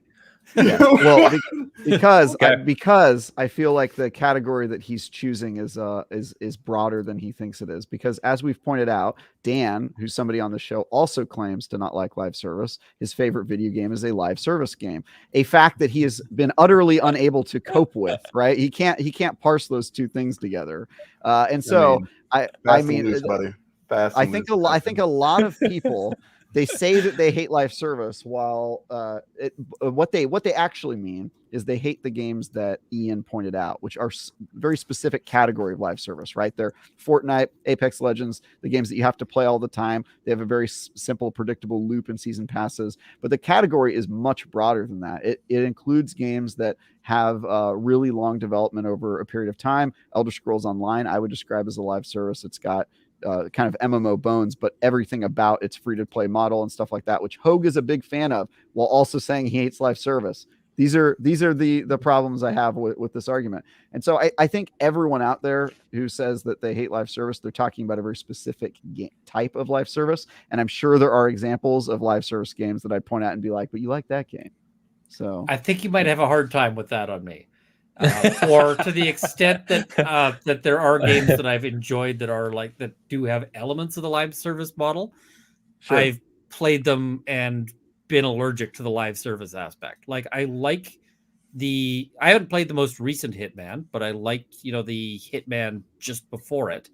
And it had those things of like, here is this special mission that you can only do this week. And I'm like, Yeah. All right, maybe I'll play it if I happen to be there, but I'm not focusing on this. And it'd be like, you missed this mission. I'm like, cool, bye. Because if I don't, that kind of feeling of being manipulated really pisses me off. And so when they're like, act now or else, I'm like, okay, bye. I choose else. I feel like this might be part of like the lawyering aspect, because, this is a tactic that I've had to adopt in life. Because, you get people who are like, here's an offer. It's only good for this day. It's like, I'm going to need 6 days. And you send something back like that just partially to stop people from using that tactic on you, because so when a game is like act now or else forever gone, I'm like, okay, Forever gone it is. Yeah. Yeah. I don't think every live service game is like that though. Sometimes a live service like a Hitman, the live service part that people like is the development over time that's supported by ongoing kind of engagement and the way that the game changes over time. And I think people generally like that. I mean, that's sort of it sort of is a model that has enabled a whole bunch of different types of games to exist and to become better versions of themselves. The people that make Hitman now are an indie studio, right? I don't think that they would be able to not have a paycheck for several years, make the entire Hitman game that they wanted and put it out. I just don't think those games would be possible. And so even if you don't like the live service aspect of it, you just want to wait for the game to be finished, fine. But you might not have that game at all without it. And so that's my sort of, counter to that. Would you describe Stardew Valley as a live service? No. But like Stardew Valley is an example of a game that's like buy once and then they just like the guy, because this is a game he made because he loves the game. Correct. Keeps throwing content into it. And I would describe he's Stardew promised Valley another game, but he keeps throwing content into Stardew Valley. I would describe Stardew Valley as a passion project by one person that it has updates, but I mean it doesn't have any other hallmarks of a live service model like season passes or microtransactions supporting a free-to-play model. You have to buy that game also. So yeah, I mean, I'm the sort of person who plays a bunch of these games and the first thing I do is switch off multiplayer. So there's a whole bunch of games that like I don't know, I'm kind of a misanthrope these days, because a lot of the time, like Halo had this warning of like, caution, multiplayer experience will differ from the single player experience. And it's like, yeah, it's because the Forerunners never called me a expletive. And like they never, like my teammates might be crappy AIs that shoot me in the back by accident, but they're rarely doing it on purpose. So I just kind of got tired of it. And even games that, you might think that were even like the hostile aspect of it, like Deathloop. The whole point of the multiplayer is literally some griefer is going to be brought into your game to mess with you. So it's really hard for that person to somehow the griefing is the point. So it's really hard for them to actually break your game in that sense. Especially because they really cut down on things like preventing them from talking to you, which is probably a good idea, because what are they going to say? Play Sea of Thieves. Yeah, I'm just like, I just was like, okay, I'll play this against an AI. Shut off. Like, it's so I feel like I'm really not the target market for this, but at the other end of the scale, I am kind of glad that this exists for the people who like it. Especially because the few games I play that I do play multiplayer at all, if the people really like that sort of hostile jerk to each other gaming, they're going and playing other games. So when I try those games, I'm like, do not like, but yeah, that's sort of a side rant, I guess. But yeah, I'm really not the market. Yeah, Like, and that's fair. I think that one of the things I was going to touch on a little later here is around, we did get the news this week that a game like God of War Ragnarok, which is exactly what you guys are talking about, which is a standalone single player, buy it, play it, enjoy it, or don't enjoy it. And then, eventually it'll stop selling, like Travis said. But that sold 11 million copies since launch, which is nuts. First of all, that's a tremendous success. But those...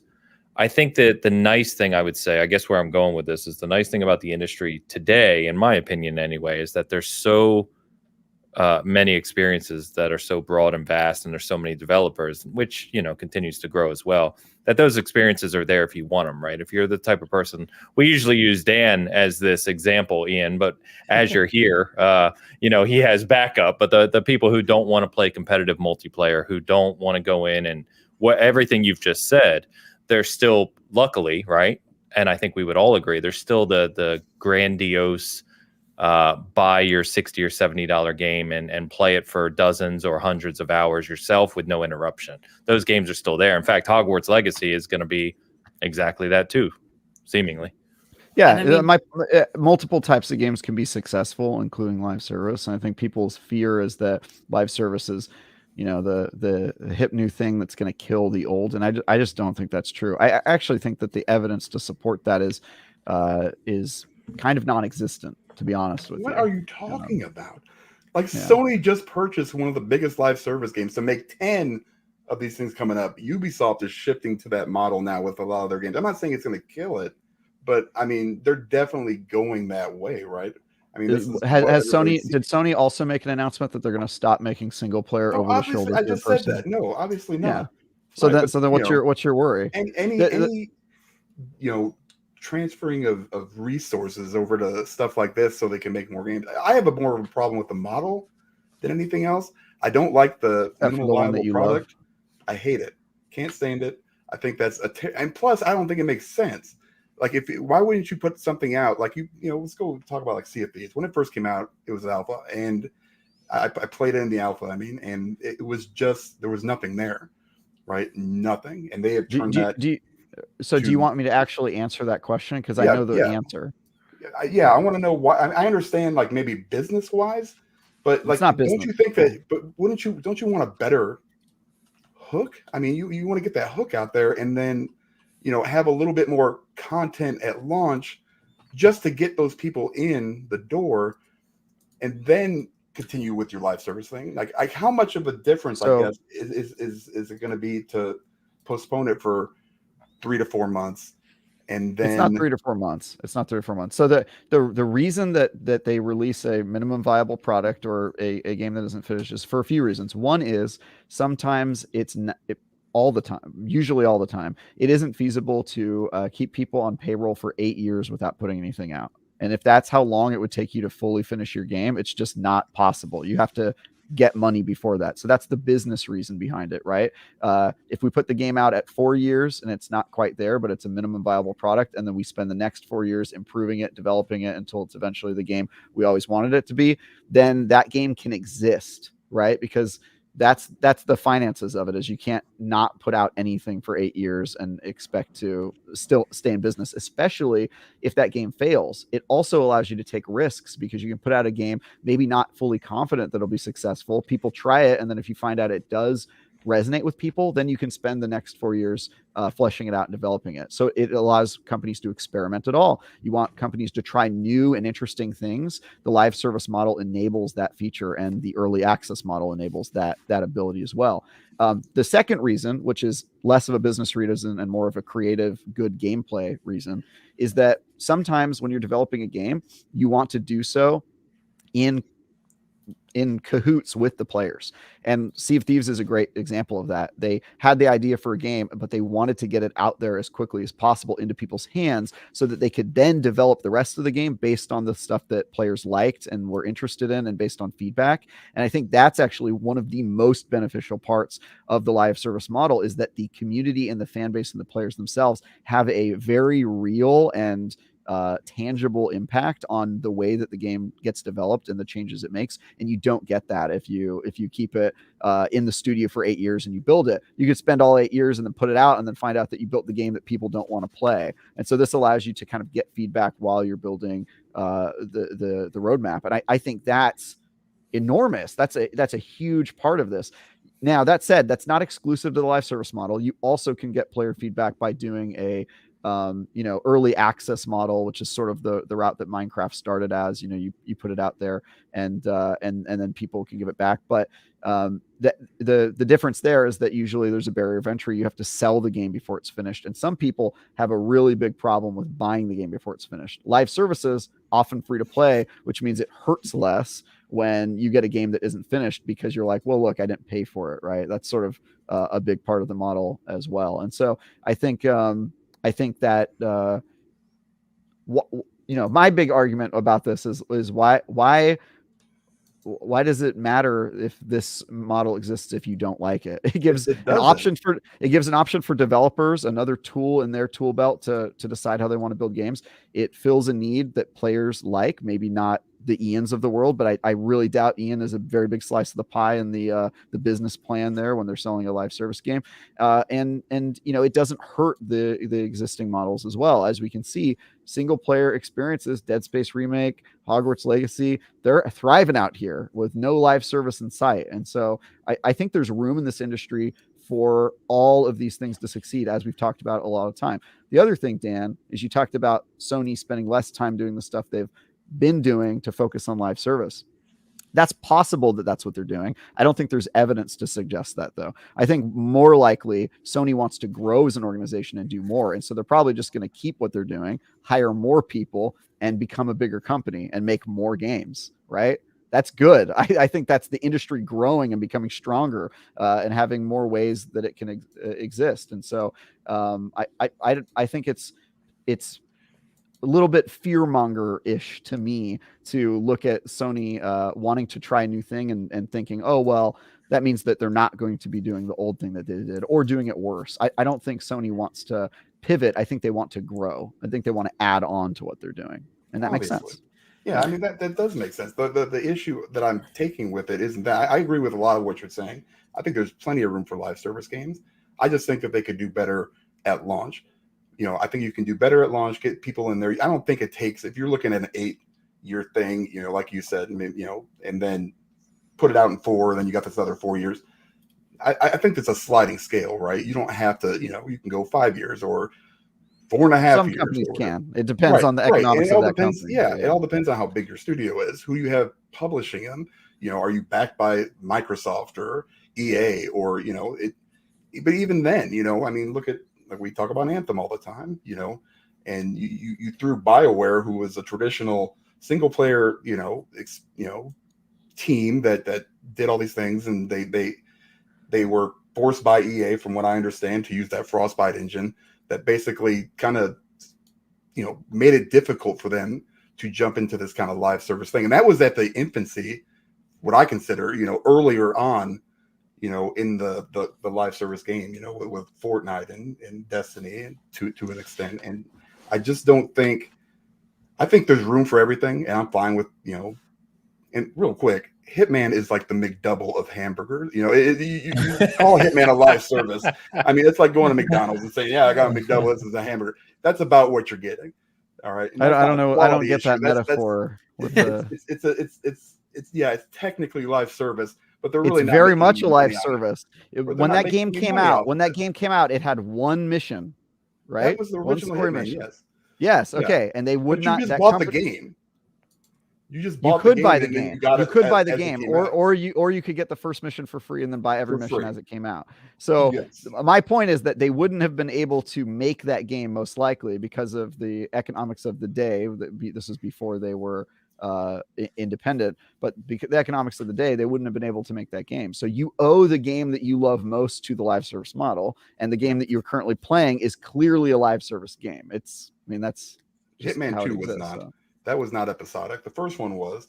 The second one and the third one all came out. But they all had live service support where you were getting new content on a regular cadence. Yeah, but it wasn't part of the Yeah, it wasn't monetized. You just got it. That's live service. They basically reskinned a gun or something and put it in. Oh, I guess what you get this month for completing this mission. Yeah, I mean, I agree that it's a live service, but it's at the bottom of the live service barrel, and it would have been successful, I think, without that. Because really the content that they put out is mostly, again, cosmetic. Like, you didn't really need it. So now what they're doing now is completely different with the freelancer and everything. But I don't see where, they made that money, IO Interactive, to make something like Freelancer. I think they just were making it, I guess. I mean, I have no idea. I don't get into it too much. All I know is that I played Sea of Thieves. That was probably the biggest one for me, was in the direction they went with it. I didn't care for. So I mean, I played a lot of Sea of Thieves, and I would say probably around the Pirates of the Caribbean stuff. I just got to the point where, to Ian's point, it was just a lot of everything. You got the Pirate Legend very early on. Yeah, you played the hell out of that game. That's crazy. You did Pirate Legend when he did it before anyone else was doing it. We have an article on our site about him doing it. Yeah, that's crazy, dude. I played that game a lot, and I never got Pirate Legend. So damn, love that game. Respect. And then it just changed. Like I got blocked by, I think, what is that guy, Joe Neat or whatever his name is on Twitter? Because all I said, hey, give me some PvP or PvE servers. That's all I really said. I wasn't getting mad about it. And he's just like, nah. Well, because strong disagree on that. Right? But they know their audience. They know where they're going with it. I understood all that. I just think that they can maybe just do a little bit more and get that content out there at launch. A little bit more content. I'm not talking about the whole game. I understand how live service works. So I think here, Dan, we agree, which is that I think live service games, a lot of times people are mad at them because there are so many examples of people that do it poorly. There's so many examples of games that come out when they are not finished and they should not be charging money for it, right? Crossfire X is a great example of a game that should not have been sold, right? And also the big problem with the live service industry right now is that people suck at live services. Developers suck at it. They have a desire to do that model because they know the options that it unlocks and the dollars that it unlocks, frankly. But they really suck at doing the live service. Why is that then, Travis? I mean, I know it's hard. You always say it's hard, but I mean, there's so many examples of how to fail. Exactly. Don't do that. I mean, I think we've talked about this on the show, but the main examples are the main reasons people don't do it is because they don't know if the game's going to resonate. And so you would have to staff up and start building that content before if you have a hit. A lot of people are afraid to do that. Halo Infinite has no excuse. They should have hired those people years ago and built a roadmap, but they didn't do that.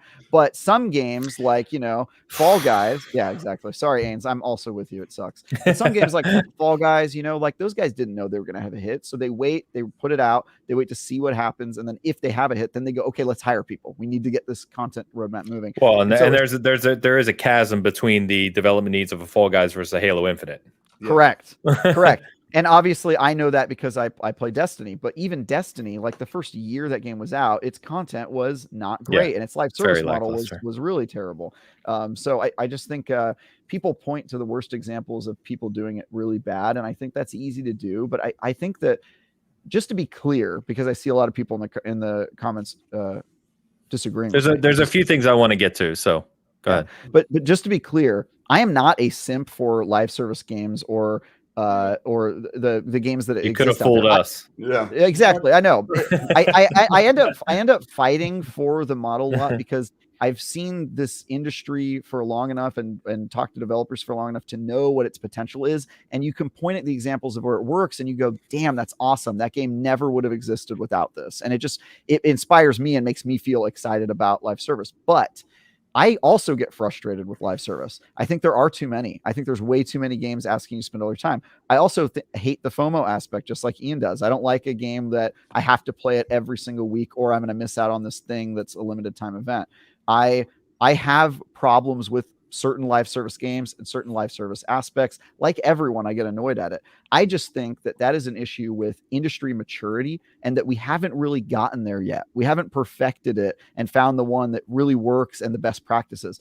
But I think we will get there. So I'm just optimistic about the model, even when I have qualms with certain examples. And I play so many live service games. I'm probably more frustrated than anybody on this panel about it, because I have more experience playing it. And I know how bad they can turn out, right? I review a lot of them and they suck, and it really hurts when you do it. But dude, I live and breathe Halo. You know where I'm at right now. Yeah, I know. I'm on Hitman all the time. So now you hate live service because of one game. No, I don't hate live service. I actually tend to be. So there's a lot on this. So let's back up. Let's get to a few other points real quick, because we've had some super chats sitting for a while. I want to get to Ian. I believe you were going to interject at one point. Is there something you wanted to jump in on this topic? Yeah, there's a weird thing on this point, I guess. There's a weird thing where live service, because it exists and because the developers it kind of injects itself oddly into other games. And the example I'll give is Midnight Suns, because Midnight Suns has this resource gloss, which is for anything cosmetic. And I don't understand why this is in the game.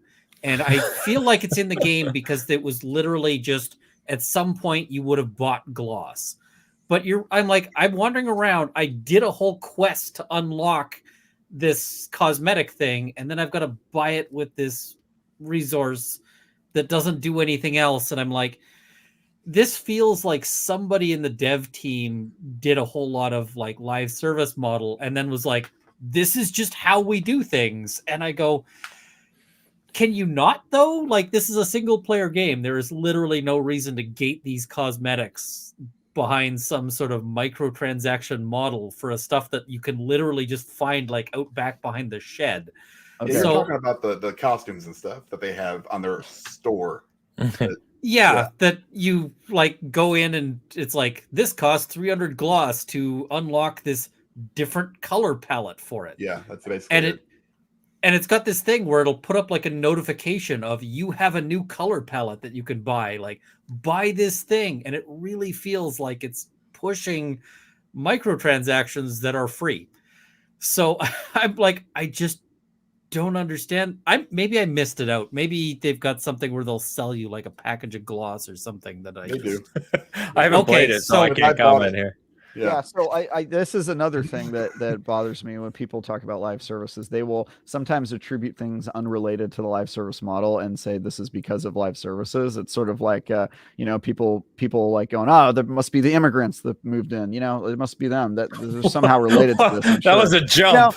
That was a jump. Exactly. My point. I think what you're describing is a pretty traditional DLC model that they're trying to sell you, right? They want to sell you add-on content and DLC and unlockable cosmetics, and maybe you can earn those with in-game currency or buy them. That existed long before live service, and I also wouldn't describe Midnight Sun as a live service game, and I don't think it was ever built as one.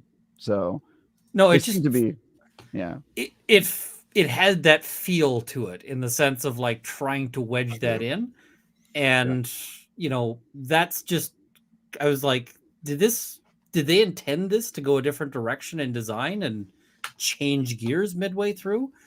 That's just some games are like that, Ian. Like I think Gotham Knights was absolutely built to be a live service game, and then they pivoted because maybe lack of confidence or they wanted to develop that later. But sometimes the model gets in the way of it. I attribute that, and I think rightfully so, to developer incompetence or some bad design decisions, and I think those exist, but I don't know if that's.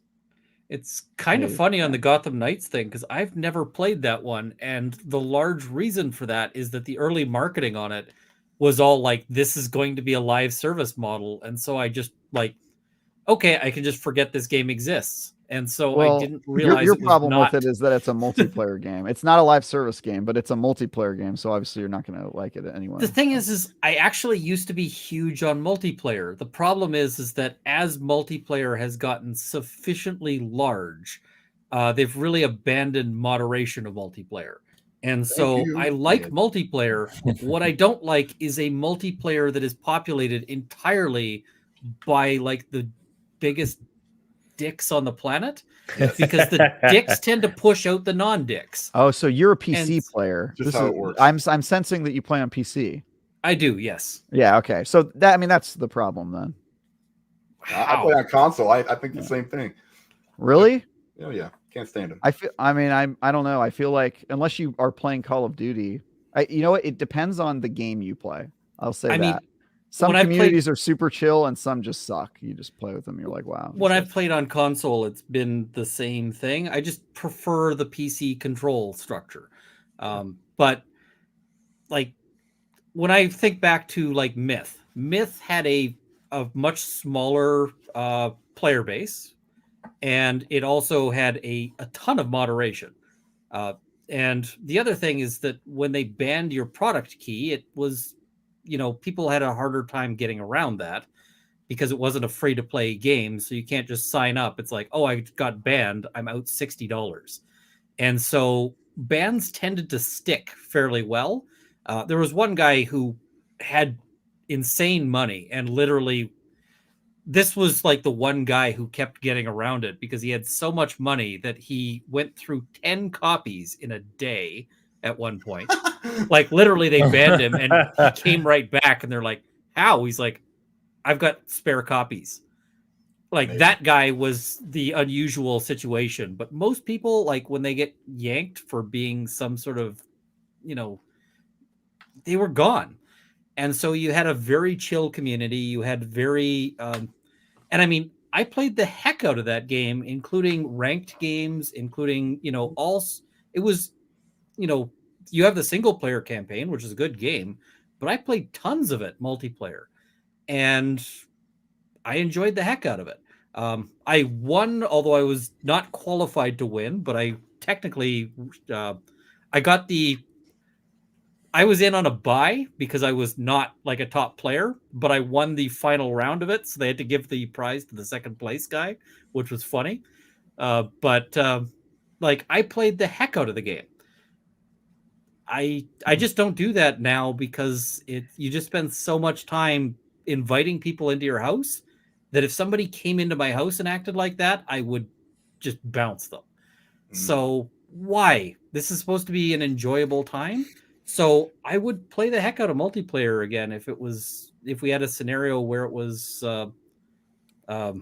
enjoyable in that sense. I used to play for Halo when Halo 2 was out on the multiplayer PC. Oh yes, the era of reasonable discourse in online multiplayer lobbies. Well, here's the thing: is I used to play that on the there was this weird trend of like Christian Halo servers. And those all had this weird rule. The thing that made them Christian servers is that they would ban you for swearing. And so it was actually really easy to to volunteer to moderate those things, just because the griefers, you could talk them into swearing real fast. And because they didn't have the vocabulary not to. So somebody who's like driving their truck through their own team, you're just like, dear sir, it appears that you're unable to drive. Perhaps you should lift your head above the desk, and the guy would be like, F you, buddy, gone. It's like, solved. So, yeah, this is just a different experience. I like multiplayer. I like the idea of that competitive play. It's just it's a bad experience as delivered. All right. And Travis, I see Plague Injected saying, so I'm a simp for censorship. I'm saying you want to act in a way that is decent to human beings. If you're trying to have fun together, why would you play with somebody whose goal is to actively make you not have fun? Well, I think maybe you've been trying. I guess who hurt you would be my follow-up question. But it's not who hurt me. It's just it's not fun.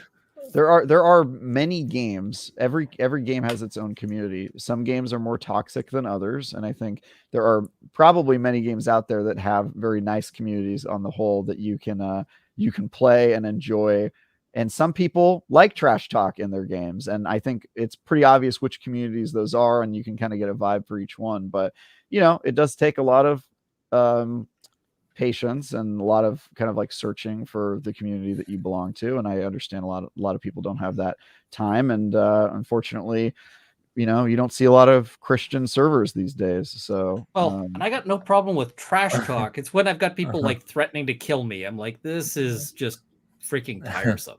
Yeah, usually they're like 15-year-old kids and or 40 or 47-year-old guys that have no life and still. I write for IGN, so that's just my white noise. I put that on at night, just people. All right.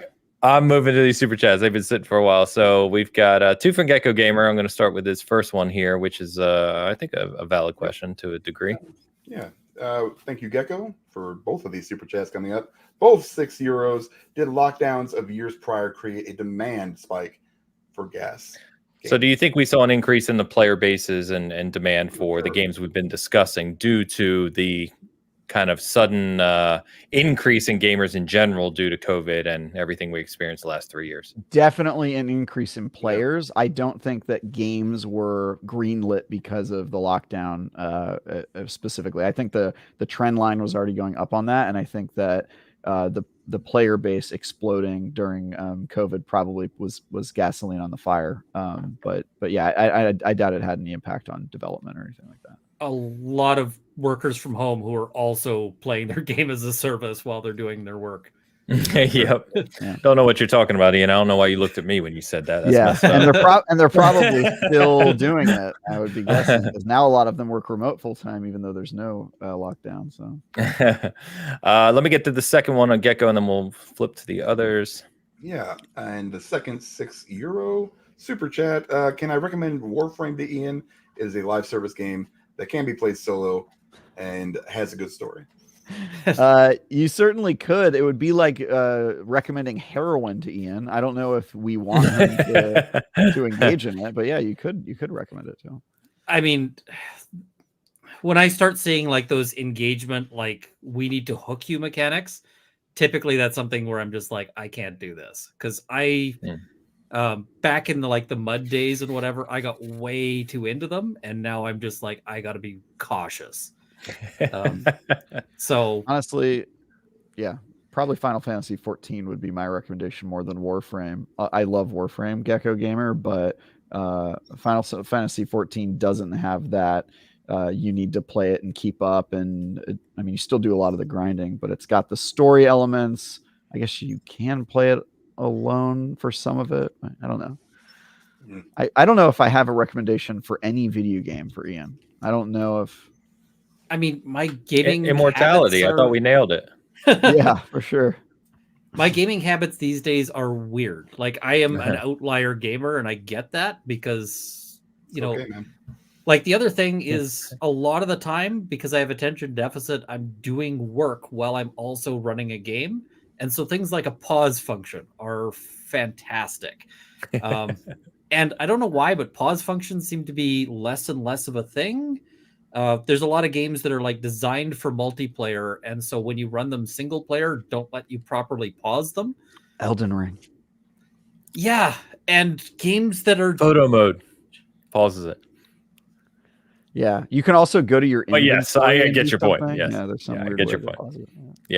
Yeah, and I've had a few games now that have that mess with the pause function as some sort of commentary on the game.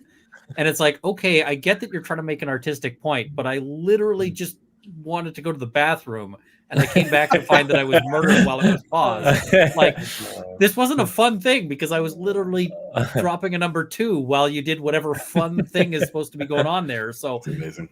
Yeah, I'm just like, okay, why are we doing this? So, by the way, Ian, I think that if he hasn't said it verbally yet, Dan formally invites you to join us every week. Somebody to disagree with. Might be too many people yelling at clouds for me. I don't know about that. The thing is this isn't yelling at clouds. This is my personal preference, right? And I get that there's other people who like that. It's just that I'm noting that my preferences are unusual. That I I find games that have like a good one thing that I really like is games that have like a 15-minute cycle to them, because with my sort of attention deficit workflow, I'll do like an hour of work with a 15-minute game cycle mixed in there. And so when you've got some of those games that have that built-in loop, but I don't expect this to be a popular thing. Like, I know that when that exists, it's because somebody has made a game that has that, and not because they were thinking like people like me. It just happens to work. So like Stardew Valley is a great game for everybody. It just also happens to really nail that, like, here is a game day kind of mechanic to it. I'm not saying every game needs to be Stardew Valley, and in fact, the world would be super boring if it was. But, that's part of the thing, is just recognizing that we all have different tastes and preferences and whatever else. And so a lot of these aren't like nobody should make these other games. It's just these other games aren't what I like.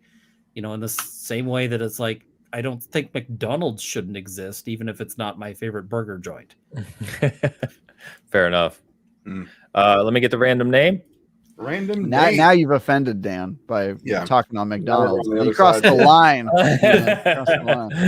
Listen, reasonable minds can differ. Dude, there are so many better burger places here than McDonald's. We're in Kansas City, for God's sake. That convenient.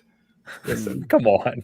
Oh, I mean, when everybody shared their, hey, look how many Xbox games I played. I shared my, hey, look how many rewards I got at McDonald's this year. That was crazy, by the way. That was a lot of rewards, dude. You cracked out on 20 filet fishes. It was amazing. That was insane. Amazing. Nobody ever needs 20 filet of fishes. No, nobody. His McDonald's stats was goated, dude. It was unbelievable. I honestly, I never thought I'd be impressed by somebody's, dietary nihilism, but that was just unbelievable. I shocked the world, buddy. Yeah. All right, random name. Somebody was asking Tim Hortons, and Tim Hortons is the exception. Tim Hortons is objectively wrong. I don't know if you guys have them there, but they're we don't, but they. Yeah, I'm very well aware of them.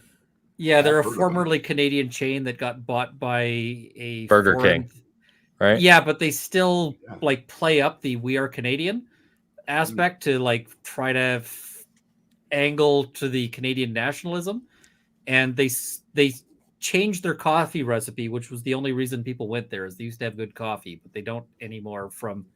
This is what the people who drink coffee tell me. They used to make donuts in store, but now they just ship donuts to the stores, so they're all stale and manky. And everything in there is bad, and I have no idea how they continue to exist, but they do. Everything in there is bad. Like, every time you talk to somebody who's like, yeah, I went to Tim Hortons, it's like, how was it? They're like, I kind of respect Burger King more now. I feel like Burger King is better. Like, every place is better. I can't think of a franchise they were the ones who bought them. They bought. It was like billions of dollars, wasn't it? If I recall correctly. That's awesome. I wish I could just buy and then ruin Canadian businesses just to just to mess with Canada. That'd be great, dude. That's living the dream right there. The thing is there aren't that many that have sort of any Canadian emotion to them, but Tim Hortons used to. Oh, I know. So, I've been to Canada. I would describe it as, that's a Burger King bought Tim Hortons in 2014, $11 billion merger agreement. There you go. Wow. Fantastic. Man. They are the king, after all. All right, the super chat. Yeah, random name, $4.99 super chat. Live service are always going to be a key part of the industry. As Travis said, games will go in and out. Even Fortnite, it's already seeing a drop off. So, yeah. Yep. Yeah. And I mean, Fortnite has seen multiple drop offs, so we'll see how long that sustains. But I agree. Yeah. Everybody wants a way to make a game. Like, if it takes the same amount of effort to make the game, why not get repeated payments? Or why not get, and even just the continual engagement, like the brand value gets to be higher if you have that continual engagement. So, because we're going to see more of places trying to do things like transition into movies and TV shows and so forth. And part of that will be like the brand value, which I feel like Fortnite does better on, than, and like Fortnite isn't a game for me, but it's going to do better than various other sort of make it and release it and you're done with it kind of models. Of course. Yeah, it's part of why Minecraft is worth so much as an IP, right? It's yeah. Yeah. All right. Google Man with his weekly super sticker, which I forget what it said now. Damn it. Let me find it. I don't remember either. Damn Yeah, it. it was up there. Wait for it. He gave us a wait for it. Wait for it. Well, I guess that leads into the next super chat. Well, then. Yes, it does. The $10 Mariano Pampa. That is true. Jump online with Porsche Power and you will see Toxic. Who the hell's Porsche Power? He sounds awful. Yeah. I like this Porsche is a lie. better. Yeah. It's true. Porsche Shopper is better. This is also a flat out lie, and you will be hearing from my lawyer. Ian, can you help me out? I don't actually understand the context of this one, so no. Yeah, Ian, Ains is known for his where are you going with terrible this? bedside manner when he plays multiplayer. Yeah, it's quite not true. Toxic. This is not true. Let's just say he's made an IGN comment or two. Let's just say that, No, oh yeah, not in 20 years. Nobody in the comment section over there is, They're all very nice people. Stand up. Google Man, thank you for the super sticker, Vamp, and thank you for the super chat. Stop lying. And Rob Frawley in the house as well. Rob Frawley with the $15 super chat. When Travis is expressing a coherent opinion, one that can occasionally even be compelling and reasoned, I still feel the need to disagree and contradict him. It brings me joy. As such, gas is dead. Thank you, Rob. I also agree with you. Yeah. I also somehow agree with you. It's the contrarian nature. Love it. No doubt. Rob, thank you so much. By the way, the Travis bot may live in infamy. Oh yeah. So yeah, that's Rob. Talk about that. I'm so sad. Yeah, Rob, good guy. He was going to make a Twitter bot that tweeted out my most controversial quotes from the show, which I was very excited about because I say things all the time that appall me when I read them later. Unfortunately, this whole Twitter bot thing where you have to pay to have a bot is going to kill it. Unfortunately, the API, the API thing, right? It was a bummer. Yeah, sucks. It was a good idea. Yeah, Tybot Travis. So just to throw a slight bit of more fire on the tail end of this conversation about live service is someone mentioned, I think it was Travis mentioned where PlayStation was going, right? Like we know that PlayStation has said, Jim Ryan has said they're working on 12 live service games. 12? I thought it was 10 in 5 years. Do I have that number wrong? It's 12. I forget the time frame. Yeah. But also to your point, when you look at their fiscal reporting, right, he was very clear that their investment into single player development is actually increasing, not decreasing, right? However, we did see this week 2 reports, and you can take them as you will, one from Bloomberg, one from I think Jeff Grubb over at Giant Bomb and a few others, that one is that the Titanfall / Apex Legends single player game that I think many of us have been hoping to see come to fruition has been canceled by EA and Respawn. It was to be called Titanfall Legends. Had about 50 or so developers on it, which means it was probably in the early stages because 50 devs are not going to make a AAA shooter nowadays. It was to feature BT back from Titanfall 2, and it was going to have Titanfall kind of core gameplay, but with Apex Legends characters basically visiting you throughout the campaign. That's one.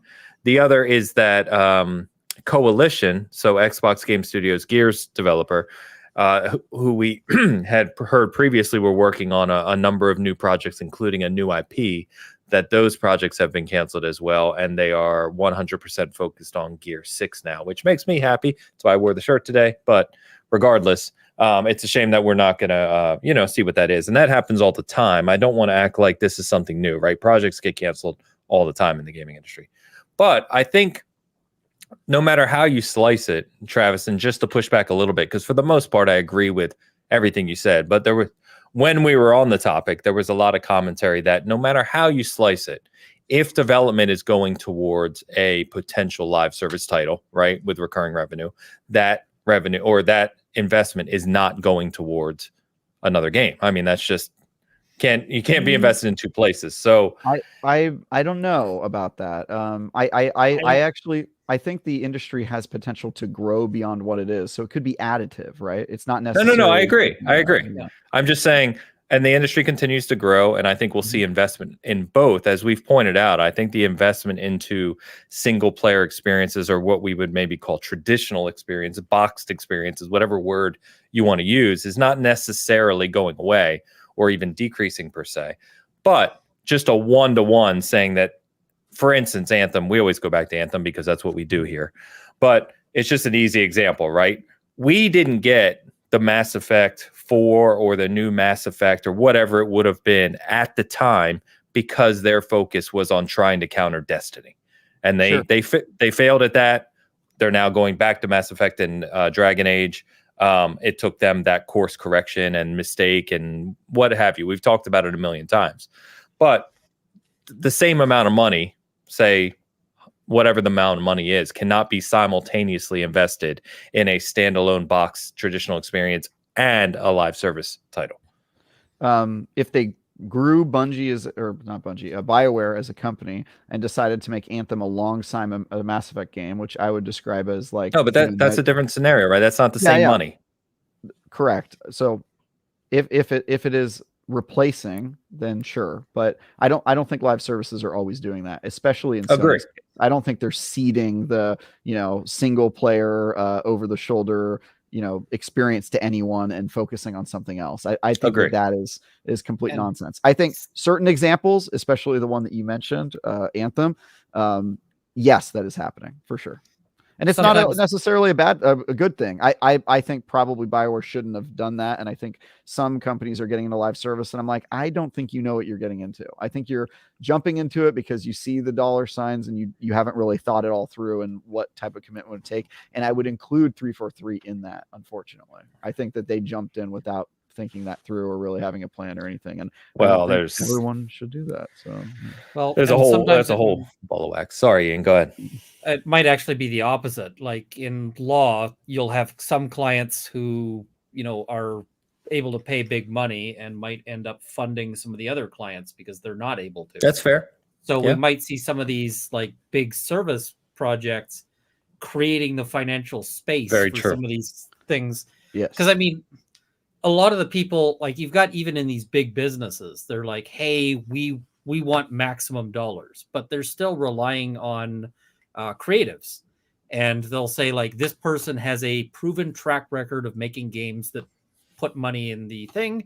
So we give that person a certain amount of space. And a lot of those people want to tell stories and they don't necessarily, and they may want to make a mix of those experiences. And so you may have it like, hey, we've got this really profitable thing that is pouring money in. That also justifies that I get to make this passion project that will also make money, but maybe less money. So as much as I have not been the sort of games as a service and live, sort of proponent here, I don't know that it is a competitive thing like that. I appreciate that. I think that's a good argument. That is a good argument, and absolutely, the investment will fund other things.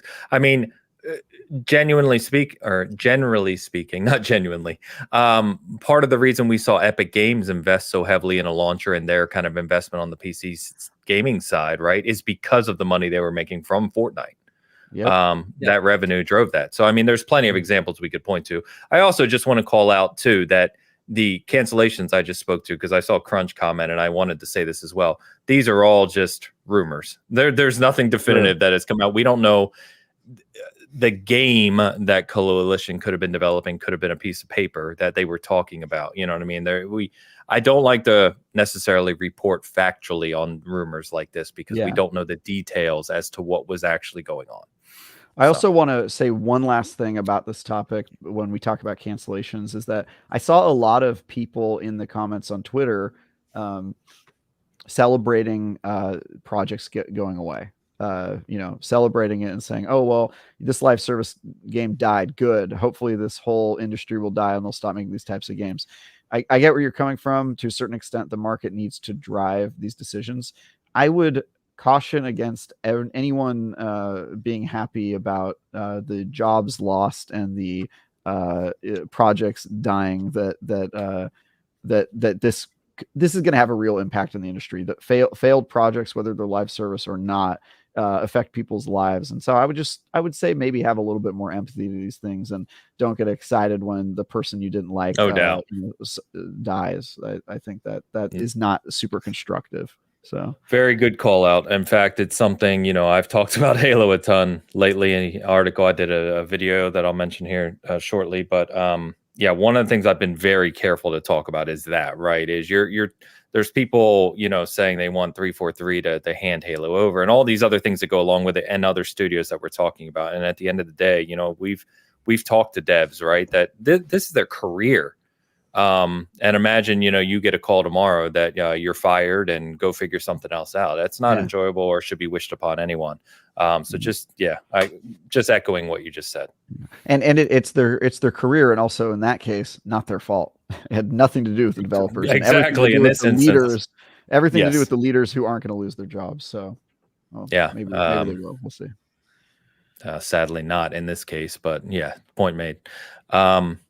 The only last thing I want to touch on, it's not really a topic per se, but it's more of just a comment that I think we'll end up coming back to, as months and years go on, is it feels to me, and you can tell me if I'm wrong, but it feels to me that despite the gaming industry growing and revenue increasing year over year, we talk about all these aspects, right? And we've talked about a lot of them today, but it just feels like AAA game development is to a point and continually going beyond that point where it's so complex and it requires so many resources and so much investment. And it just feels like there's not a breaking point per se, but it feels like there's so many companies that struggle with just developing a fantastic AAA experience nowadays because of what it requires. I don't know. I just feel that's going to have some sort of culmination point. Either the tools have to improve, right, and the workflows have to improve to make what would be menial task easier, right? Something that may require a developer to write lines of code for weeks on end needs to be either automated or made faster. Are we going to get into the AI debate? Yeah, I mean it's a whole nother topic. But the engine and dev tools are constantly improving, and we see a lot of that. But just a lot of conversations I'm seeing, and even around the Unreal Engine conversation around how it's becoming too prolific, and we're not going to see some of the kind of more unique things that different game engines would provide in the AAA space. It just, I don't know. This is me rambling at this point, but it just feels like there's because the industry's gotten so big and these games are so complex to create nowadays and require everything, like I said, that's so expansive, it feels like there's something there that's going to cause, that has to be corrected at some point, I guess is the best way to say it. Also, one way to prevent this is to make games smaller. Game bloat is a real problem in the industry. For sure. Scope bloat is. I feel like that's gonna reach a critical point at some point. People are just gonna be like, "Could you not?" Though it kind of already happened with Assassin's Creed, where they were just like, "Maybe make it smaller." I would be okay with that, And now they're going back to the roots and making a smaller game. Yeah, we'll see how that. It's going to be interesting to see how Mirage sells and performs, right? Because if that is hugely successful for Ubisoft, that'll maybe add some fire to that conversation. But I don't know what you guys think. It's just something I've been kind of witnessing. I think we've all dabbled and kind of touched around or beat around the bush with that topic, but it feels like we see more and more examples of that as time goes on. I'd much rather play a 4-hour game that is a really tight, well done experience than an 8-hour game that meanders. Or a 150-hour game that meanders. Same. Oh my God, dude. And I feel like this is a pretty popular thing. Even if you love a live service game, like there's plenty of live service games that don't waste your time. They'll give you content, you play it in like 4 hours, and then you wait like 3 months for them to come out with the next thing. And some want you to log in every single day and grind the same thing. And I'm like, dude, don't do that. Do not. Just give me something good. I'll forget about your game and I'll come back when there's something new to play. This doesn't have to be, a relationship where I feel like I've got to check in, and those phone calls with the girlfriend where you're like, oh, we don't really have any updates, but I just want to stay on the phone with you. I feel like we can cut out that stuff. All right, let's just call me when there's something interesting going on, please. Yeah, no, I mean, I feel like we also, like, another part of this is you get games that are like, how long does it take to complete? And sometimes I'm looking at them and I'm just like, I know that the stuff that they're injecting into that to make that happen, I'm just like, I don't want this.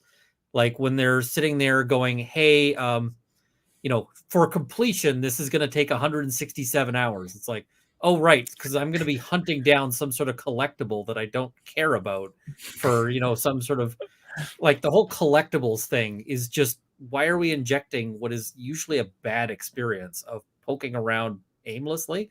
And I guess there's probably people who love that stuff, but it's like, just give me a tight, focused story where my character doesn't have to go and, like, collect fruit or whatever, or just write the story and make it short and and ideal. Yeah. And like Guardians of the Galaxy, good story. There's not really a point in it where I feel like they're stringing me along for additional content. But so many other things, I'm just like, okay, now we're getting into, and I feel like I'm an outlier on this one sometimes, because you just play a lot of these games and you're like, okay, now we're getting into the drag. Skyrim is incredibly popular, and so much of Skyrim is wandering around poking stuff that's been procedurally generated. Well, and that game is not about being fast. It's about you charting your own course. So it's kind of in a different category, but I get what you're saying. Yeah, it's like Minecraft. Like Minecraft is it brief? I mean, it kind of depends on how you're playing it. You know what I mean? Like, no, fair enough. I'm just trying to think of a really, there's God of War lot Ragnarok. Of games, God of War Ragnarok is a great example of a game where, like, people love that, but, like, I think even the people that love it were like, yo, you could have made this half as long. Like, you didn't need to take these vinegar strokes like you did. I've got vinegar strokes. I need to be quiet about Ragnarok at this point. I've said my piece. Yeah, I still haven't finished the game, by the way. I'm making progress, but it's just like, yo, this game. I don't even know where you are, and you've got a long way to go. I don't know where I am either. I've got so many games that I've played like 90% of because whatever. Because at the end game, they put in all this padding before the big conclusion. Oh. He just talked about God of War Ragnarok. Yeah. I call that the Wind Waker problem. The Wind Waker, 90% through, they have you go and find those map pieces, and that took like longer than the rest of the game combined because there was no direction for where to go and all that. This is becoming very common. They don't want you to finish the game. They want you to get close, and then they want you to really have to grind for that final push. And I don't think people like that. No, I've got so many games that I've just like, I haven't actually seen the ending on because it just dragged too much to keep going. So yeah, it feels like if you're going to build toward a climatic moment at the end of the game, then you need to deliver it succinctly. It really drains me out when you start to build up, and then it just flattens for a while before you get to the end again. The ending should really have that momentum where you're like, don't want to step away from your game because it's like, we're building to the big conclusion. Like, I remember playing stuff where I was, staying up till stupid hours because it was just like, I am getting to the end. It's a nonstop experience. And now I'm getting to the end. Let me go and play something else. Yeah. We got a couple other super chats to get to. Let's get those. Gecko Gamer again with the €6. What would hugely successful look like for Assassin's Creed Mirage? Valhalla sold extremely well, as far as I know. It did. Yeah, it did. I think I'm the only one gamer that actually doesn't mind a little bit of bloat. Like I like. Oh, we know, Mr. 350 hours in Horizon. It's because you like mindless grind. To you, it's just sort of like passive. Turn your brain off. For me, it's that's how I value games. Sometimes it's just like, oh, hey, look, I paid $60 for this. I don't want to be done in 4 hours. Now it can be done. Like Ian talk about Guardians of the Galaxy. Loved that game. Thought it was amazing.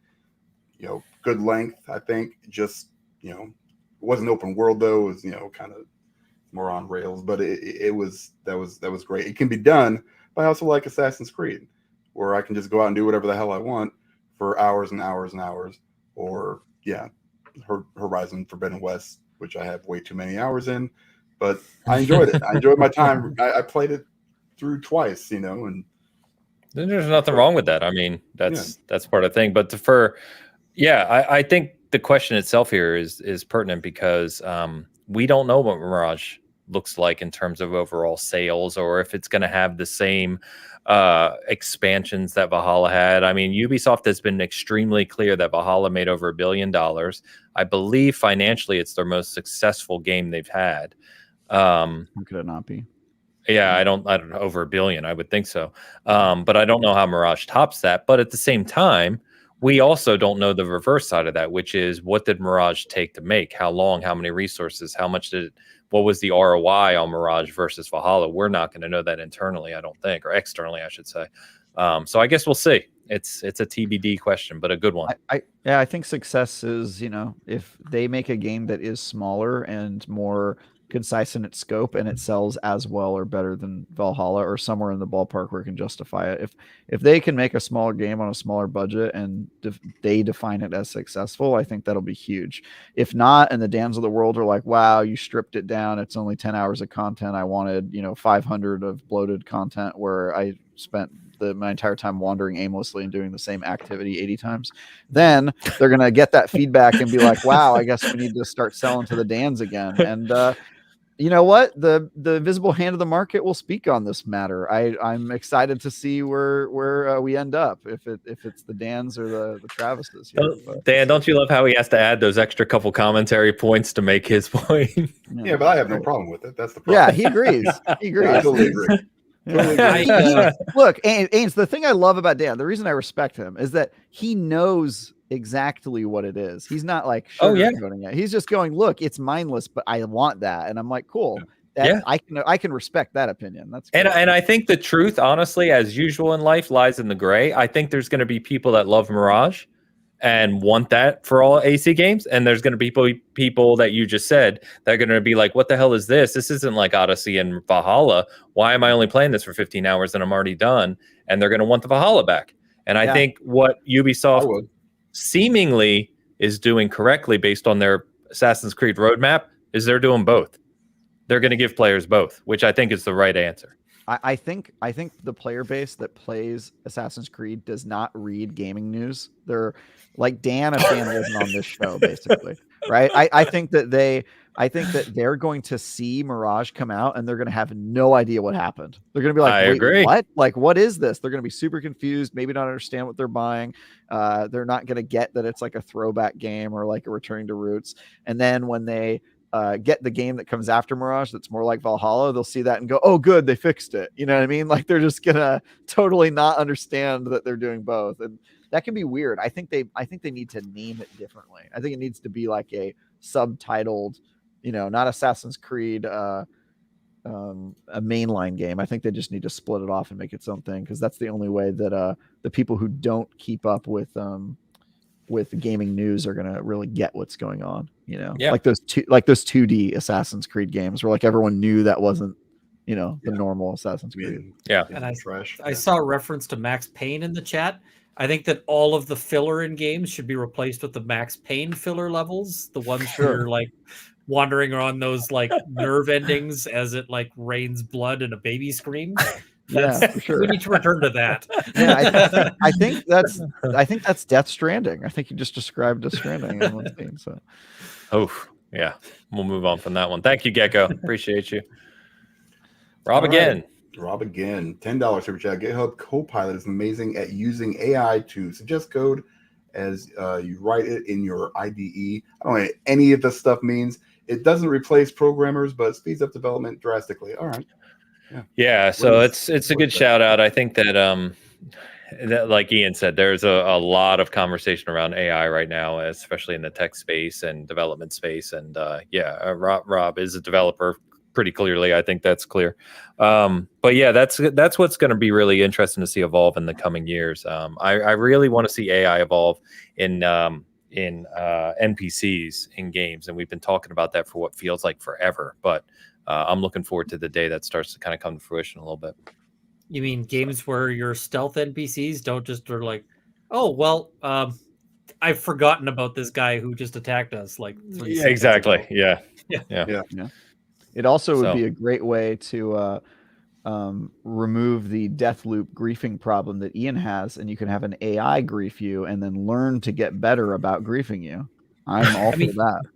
Deathloop actually does a somewhat decent job of that because they've got a bunch of different levels for the AI, and it'll actually scale it up. Each time you beat the AI, it'll give you a harder version of it. And I actually found that the harder versions of it, at least to a certain point, aren't by the usual strategy for like, let's make the more computer health, harder. more damage. Yeah. More health, more damage. At least at initial levels, some of it is just like tactics it'll use. Like, will they stand in the open or will they hide behind something? And so I was noticing some of that. And I mean, maybe I'm imagining it because it's easy to sort of, but like at the early levels, there'd be like, here's Juliana sitting like silhouetted against the sky on top of a roof. And, you know, and then it's like, okay, that's easy. And like approaching you with like the scream and charge method. Later on, as I got more things, I had more moments of like, I went around a corner and I'm getting shot in the back of the head by somebody, you know, an AI that's waiting around the corner. I'm like, I think that it's doing something interesting. I want to see more of that, right?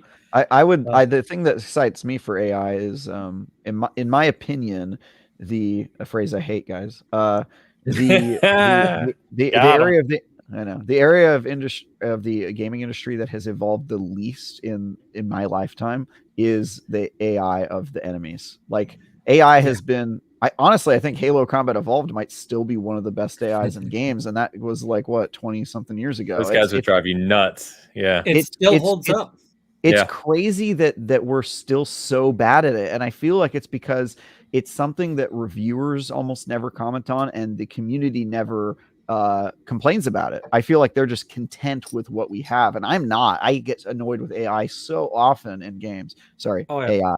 We have a different definition of AI in the games industry. We're not talking about actual artificial intelligence. We're talking about how we program the computers to behave. But I think that could be huge if we use actual AI to generate. It's actually why most like first person shooter campaigns like bore me to tears now. Like I immediately drop it and go to competitive multiplayer because you know me, I'm a competitive guy, and like just standing there shooting guys who are just standing out in the open bores me to death.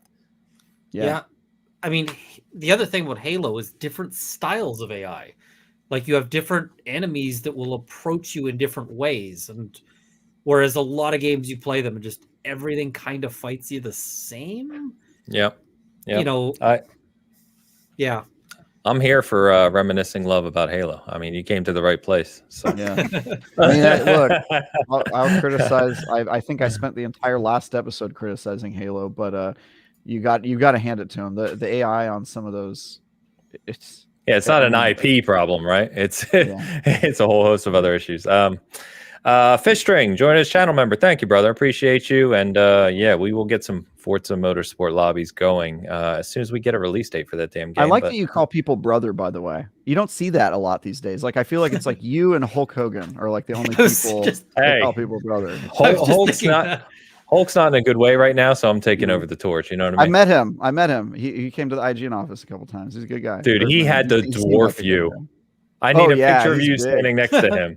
I actually I saw him scream at Colin Moriarty, and Colin Moriarty like jumped out of his skin. It was great, man. Those are days, man. That's funny. Amazing.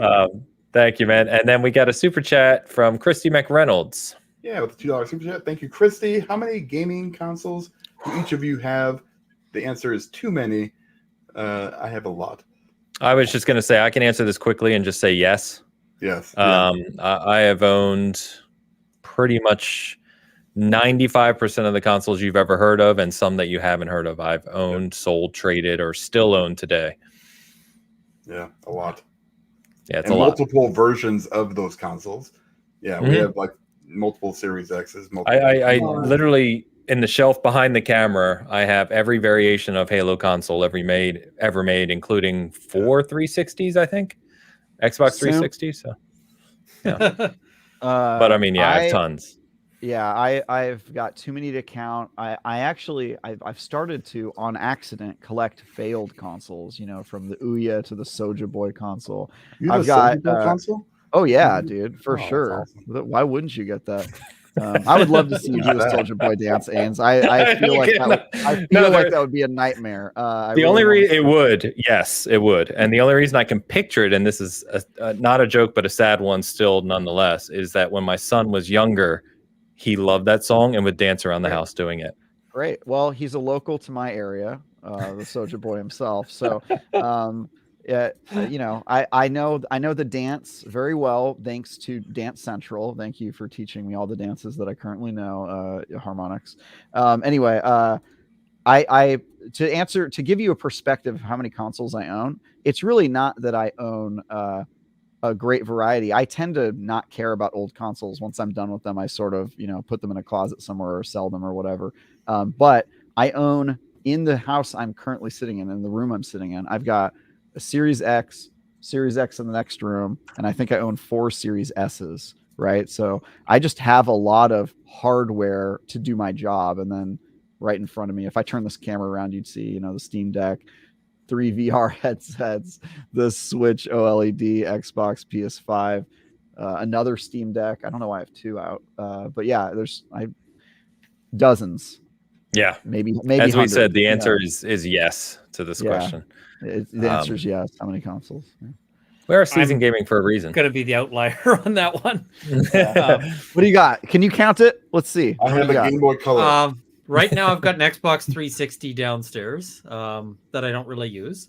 I've got a Steam Deck. I just don't. I'm joking.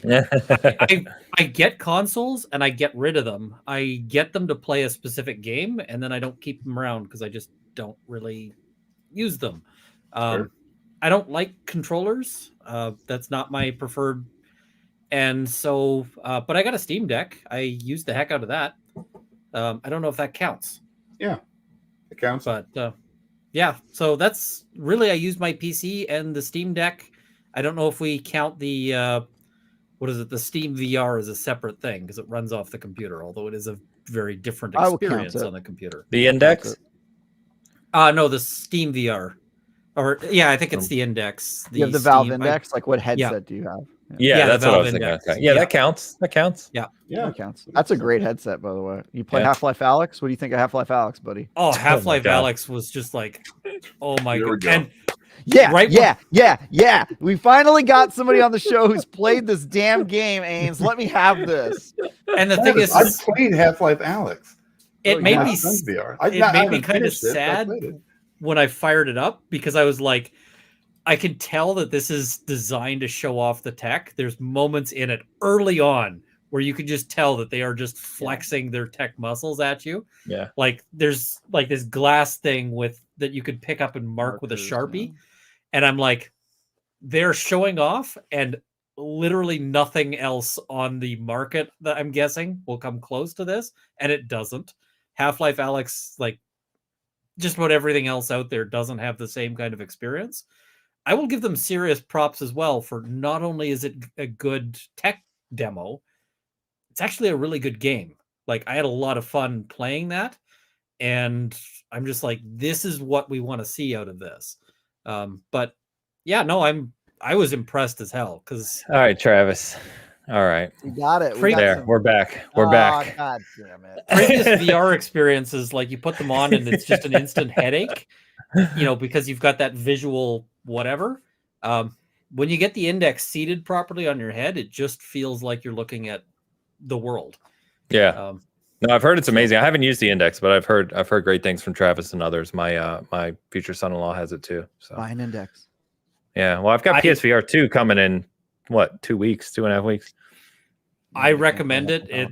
I was just like, what? I mean, when we're talking about can you make a AAA game, you know, on a budget? Eventually VR is going to make that answer a clear no, you know, because you can't make a VR game on budget. Like you can't make Half-Life Alyx on a budget. Yeah. Christy, thank you for the super chat and welcome. If this is your first Bitcast, good to have you. Thank you.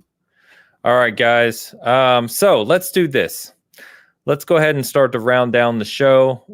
As we round down, I figure we could each share a funny anecdote about Hoeg.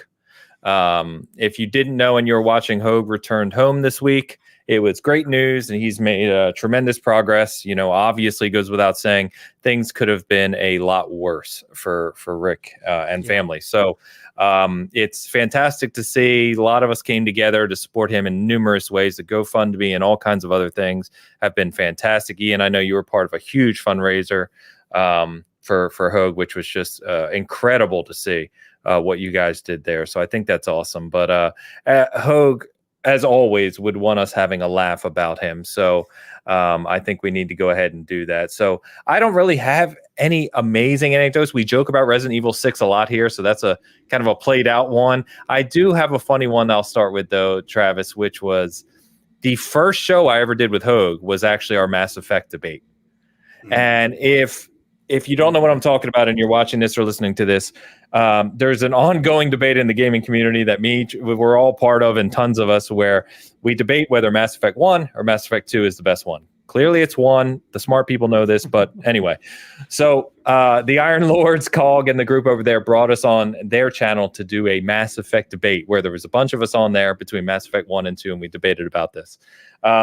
It was the first time I was on a show with Hoeg. Hoeg and I are on the same page. We agree Mass Effect 1 is the best. And we were at a point in the debate where he was making a very good point.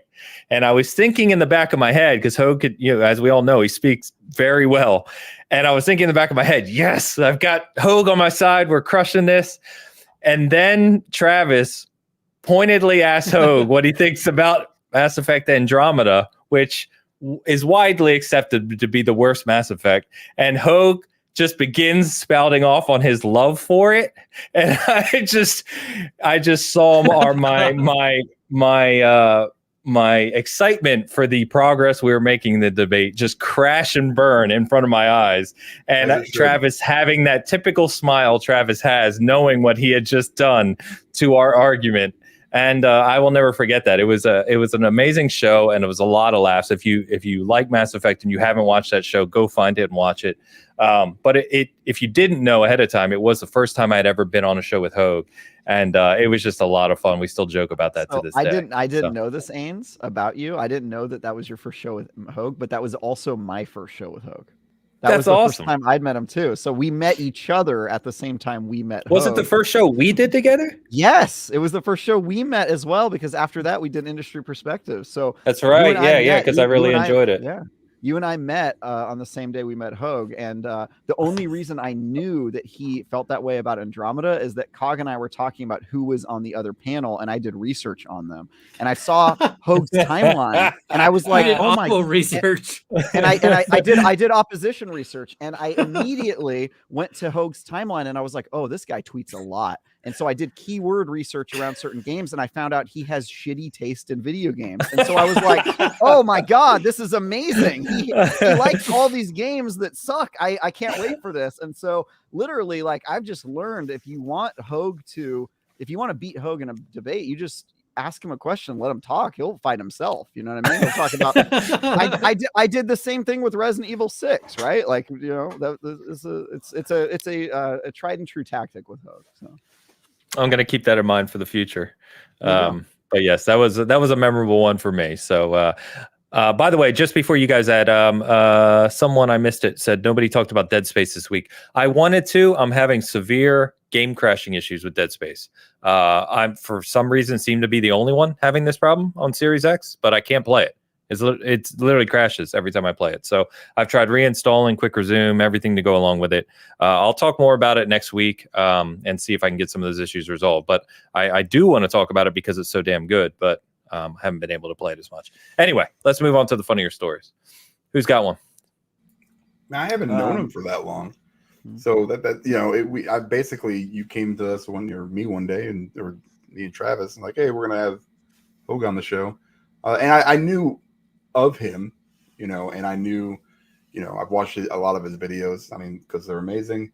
But really, I mean, anything that we've had has just been on the show. Just the Resident Evil 6 stuff, the just that kind of stuff, and the Cracker Barrel thing. It's just been amazing. But the biggest thing for me, it's like when he drops some of those words, I consider myself, fairly knowledgeable. Like some of the stuff, I'm just like, I gotta go find it. I gotta look this up. It's amazing. That's the way he does it. And I think Mrs. Hoeg posted something on the YouTube update this week. And if you haven't seen it, go to his channel. Yeah, go check it out. It's amazing, and it's like the perfect encapsulation of who Hoeg is, with the words that he uses during the testing. I think they said, I think it was lead, right? They say, here, we'll give you all these letters, form a word out of it. And he's like, lead. And they said, well, there's no A. There's no, what are you talking about? And he's like, no, like, bury the lead. It's LEDE. And that's the perfect, that every time I think of him, when I read that, I was like, yep, he's good. He's doing really well. I can, that part of the whole thing is coming along swimmingly. So, yeah, it's just amazing. His vocabulary is my favorite thing. My story about Hoeg is, I guess it requires a little bit of background. A core part of the reason Hoeg and I work as a relationship, even though we agree on almost nothing, is that I think the fact that I don't respect Hoeg for his title, right? The fact that he's a lawyer. I think that he's used to a lot of people online treating him with a certain amount of reverence or thinking that his opinion matters because he's a lawyer. And I have absolutely no reverence for people with titles or positions because I am basically just an agent of chaos and a goblin. And I don't respect anyone because that's the comedian way, right? I kind of laugh at people who think they have authority. And so I think that Hoeg finds that refreshing. I think that he always has, because when I first brought him on this show, I just was like, oh, you're wrong. And I think we were talking about something that was legal related. And I just was like, I don't care that you are a lawyer. I think that you're wrong on this issue, and just kind of debated him. I'm a younger guy, younger than people on this panel anyway. And I think that is why I make him feel young, right? I make him feel like he's still a guy who can duke it out with a kid, I guess. And so the reason I bring this up is because after months of doing that on this show, of him like saying things and me just being, I don't agree with you, just like getting in his face about it, I invited him to help me review a video game, which was a mistake because which was a mistake because the thing Hoeg was doing is he wasn't trying to contribute to help me review the game, which is generally what you do when you invite somebody to come. It was a multiplayer game, right? I think every game he's helped me review has been like a multiplayer game where I've given him a code and we've played together. And the great part about it was that rather than commenting on the game or telling me bugs that he was finding, he was asking me questions about my process and basically reviewing me as a reviewer live during the session. So he'd be like, have you considered this? And what's your process for this? And just like ask me all these really specific follow-up questions. And I loved it because the same irreverence and disrespect that I showed him, he showed me as a reviewer. And I really got a kick out of it. And it also made me feel young again because it made me justify to him what my process is and why I do the things that I do and talk about it. And so we ended up getting into really long gameplay sessions where we talk about the process of reviewing and all the ways that you make sure you see everything and what to take into account. And so I think Hoeg and I, the reason we get along is because we really respect and enjoy people who challenge our assumptions and challenge us as people in general. And it's why I love Hoeg, even though he's an idiot. So yeah, it's great. Great. That's a good story. Lawyers love arguing. Like, it's just something that you need. And the problem is that a lot of people won't want to venture into that with lawyers. And lawyers arguing with other lawyers is typically like, yes, we both agree that's the law. Cool, handshake. Whereas on things like games, you can have strong opinions that are opinions. And so, no, I have appreciated. So, Travis, I've appreciated that in our discussions today, that you're like, no, you're wrong. And I'm like, awesome, let's do this. So yeah, I can absolutely see that. But I'm just thinking, like, when I was, because you guys asked me sort of think of some Hoeg anecdotes, and I mean, one of them I don't know how much I can say because it seems like you've got more of a family friendly-ish vibe. Emily D. Baker explaining to Hoeg about a certain gift that was given that was X-rated, and watching his expressions as he sort of processed that in his head was really something to watch. He's got really good mannerisms a lot of the time, and it's fun to watch him process things out and watch him react to things. Because he's also got a really good sense of humor for being messed with, right? And yes. So, like, you know, Immortality, his favorite game ever. And he asked me, how did you like it? And I probably spent like 2 weeks telling him how much it sucked. And, and he was able to be like, you know, not only sort of good spirited about it, but he's like, you know, he's playing into the bit. Yeah, no, he's just, it's fun to interact with him and to be around him in that sense. When I'm, and yeah, the thing about the vocabulary, I was just thinking the same thing. Like, I commented on Twitter, I'm like, only Hoeg is going to walk in there and out-cognition the cognition expert on the test. You know, where they're like, these aren't words. And he's like, get your dictionaries. You know, like, yeah, it is. And yeah, that's just, I'm really glad to see that. I've had the opportunity to have, you know, conversations with Hoeg since, you know, since the stroke. I feel like Hoeg is still there, which is really, that was the 100%. Thing that scared me.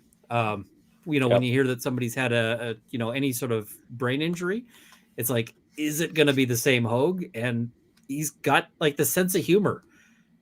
I feel he's got a really good sense of humor that and he still has the same bad opinions. I was really hoping that would change. I was hoping he'd wake up and he'd be like, "Oh my God, Resident Evil 6 was terrible. What was I thinking?" But no, he seems still misguided. Which you know him; he's just gonna double down.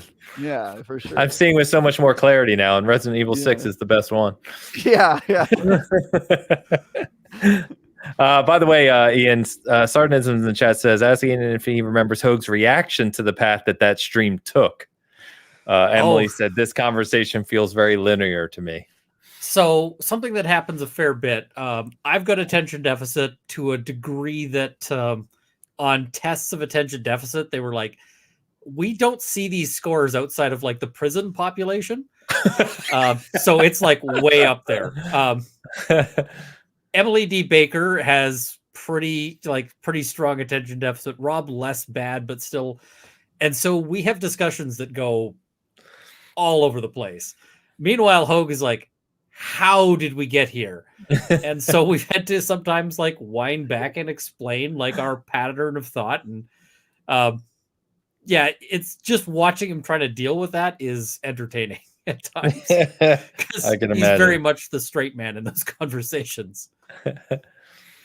That's awesome. Well, it's been fun today. A couple quick things. So I guess I can end this poll now. I forgot we had the live service poll running this whole time. So it looks like 6%. That was kind of pointless, but 56% say I play all types of games and don't mind live service, and 38% said they feel like live service is hurting the industry. So pretty split there on that. Misguided fools. I'm just like, I don't like them, but I don't think it's hurting the industry in any, to the extent it might be. Like, to the extent it might be, it's manageable. It's not like a big deal. So yeah. Yeah. It's anybody who's like, these things have to be destroyed to save the industry. I'm like, no. Yeah, that's just, patently incorrect at that point. All right. So I think the perfect super chat to end us out here as we start to do our closings is from an Ash Axiom. With the $10 super chat, Shrimp fried rice. Thank you, Ash.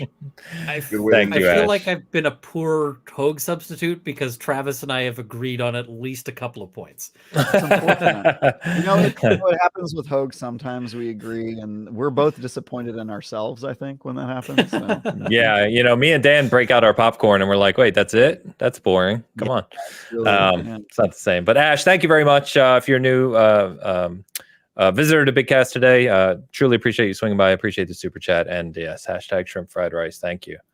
I was going to say the funny thing real quick that you mentioned, Ian, about Hoeg is he's very expressive, right? You can tell he's very attentive, but he's also expressive. And as a host of this show, there will be so many times where I'm like talking and I'm like midway through a point and I'm looking at the camera, but I've got the screen right here and I can see Hoeg make a face and it completely just throws me off. And I'm like, I don't know if I should stop now because I know he's getting ready to interject with something that he either disagrees with or is passionate about. And it's just very, very funny managing that on a weekly basis. So, Ian, no, you were not a poor Hoeg substitute. It was a blast having you on, man. Thank you for coming out. Thank you for taking me down memory lane at the start of the show with King's Quest and other things. Travis still has no idea what you're talking about. He'll be on Google. I know what a mud is. I forgot that was the thing. It's kind of anyway. But believe it or not, there's still people playing. And I mean, a mud is just an MMO before they could make graphics happen. There you go. Travis, get on it. Your next review. Ian, why don't you let everyone know, for the Bitcast viewers who aren't familiar with you and listeners to come later, let them know where they can find you. So I've got two channels, Runkle of the Bailey, which is my legal discussion. I talk firearm law, mostly Canadian. So I can already see Travis's eyes glazing over here. Roll of Law is a secondary channel, which is for mostly tabletop role-playing content. It's basically a bunch of this. I play all sorts of things. Let's talk. Be specific. Let's see it. I just ran a game of Blades in the Dark. Fantastic game. Stars Great Without game. Number. Have you played Stars Without Number? I've not. It's a good one. Yeah. We got to have you on to run a game or to play sure. a game at some point. I just GM'd last night. I GM'd a session of Legend of the Five Rings. Oh, nice. I haven't played that in great game. ages. Great game. I talk about D&D. I did a whole bunch of discussion about the OGL. I covered OGL for IGN. I covered that story. So there you go. Yeah, that was such a disaster. And it was. And it's over now, I guess. It's going to continue when they release whatever they're doing for one D&D. There's going to be new controversy, but yeah, no, I mean, I've got this is in a bag because it's like literally potentially going to shed pages, but my rules encyclopedia. Wow. So that I started mostly just so that I could talk about some of this stuff with people online and not tank my metrics. Because if I've got a law and gaming channel, it'll be like, okay, metrics in the I will be honest with you. I think the overlap between D&D players and lawyers is a circle. Honestly, I swear to God, I have so many lawyers or lawyer adjacent, paralegal people that are in it, and I think it's because they love being rules lawyers, and it just allows them to take their profession and cram it into a hobby. I think there's something to that. It's actually funny because I've got a whole video on this. The best rules arguments I've had are with lawyers because lawyers kind of know rules about how to argue it. Whereas you get other people and sometimes they're like, I can't lose. Like they don't know how to lose a rules discussion. Whereas lawyers, you kind of have to. So I've run games with lawyers. I've had rules disputes, and they've always been just really nice and clean, and the game keeps moving.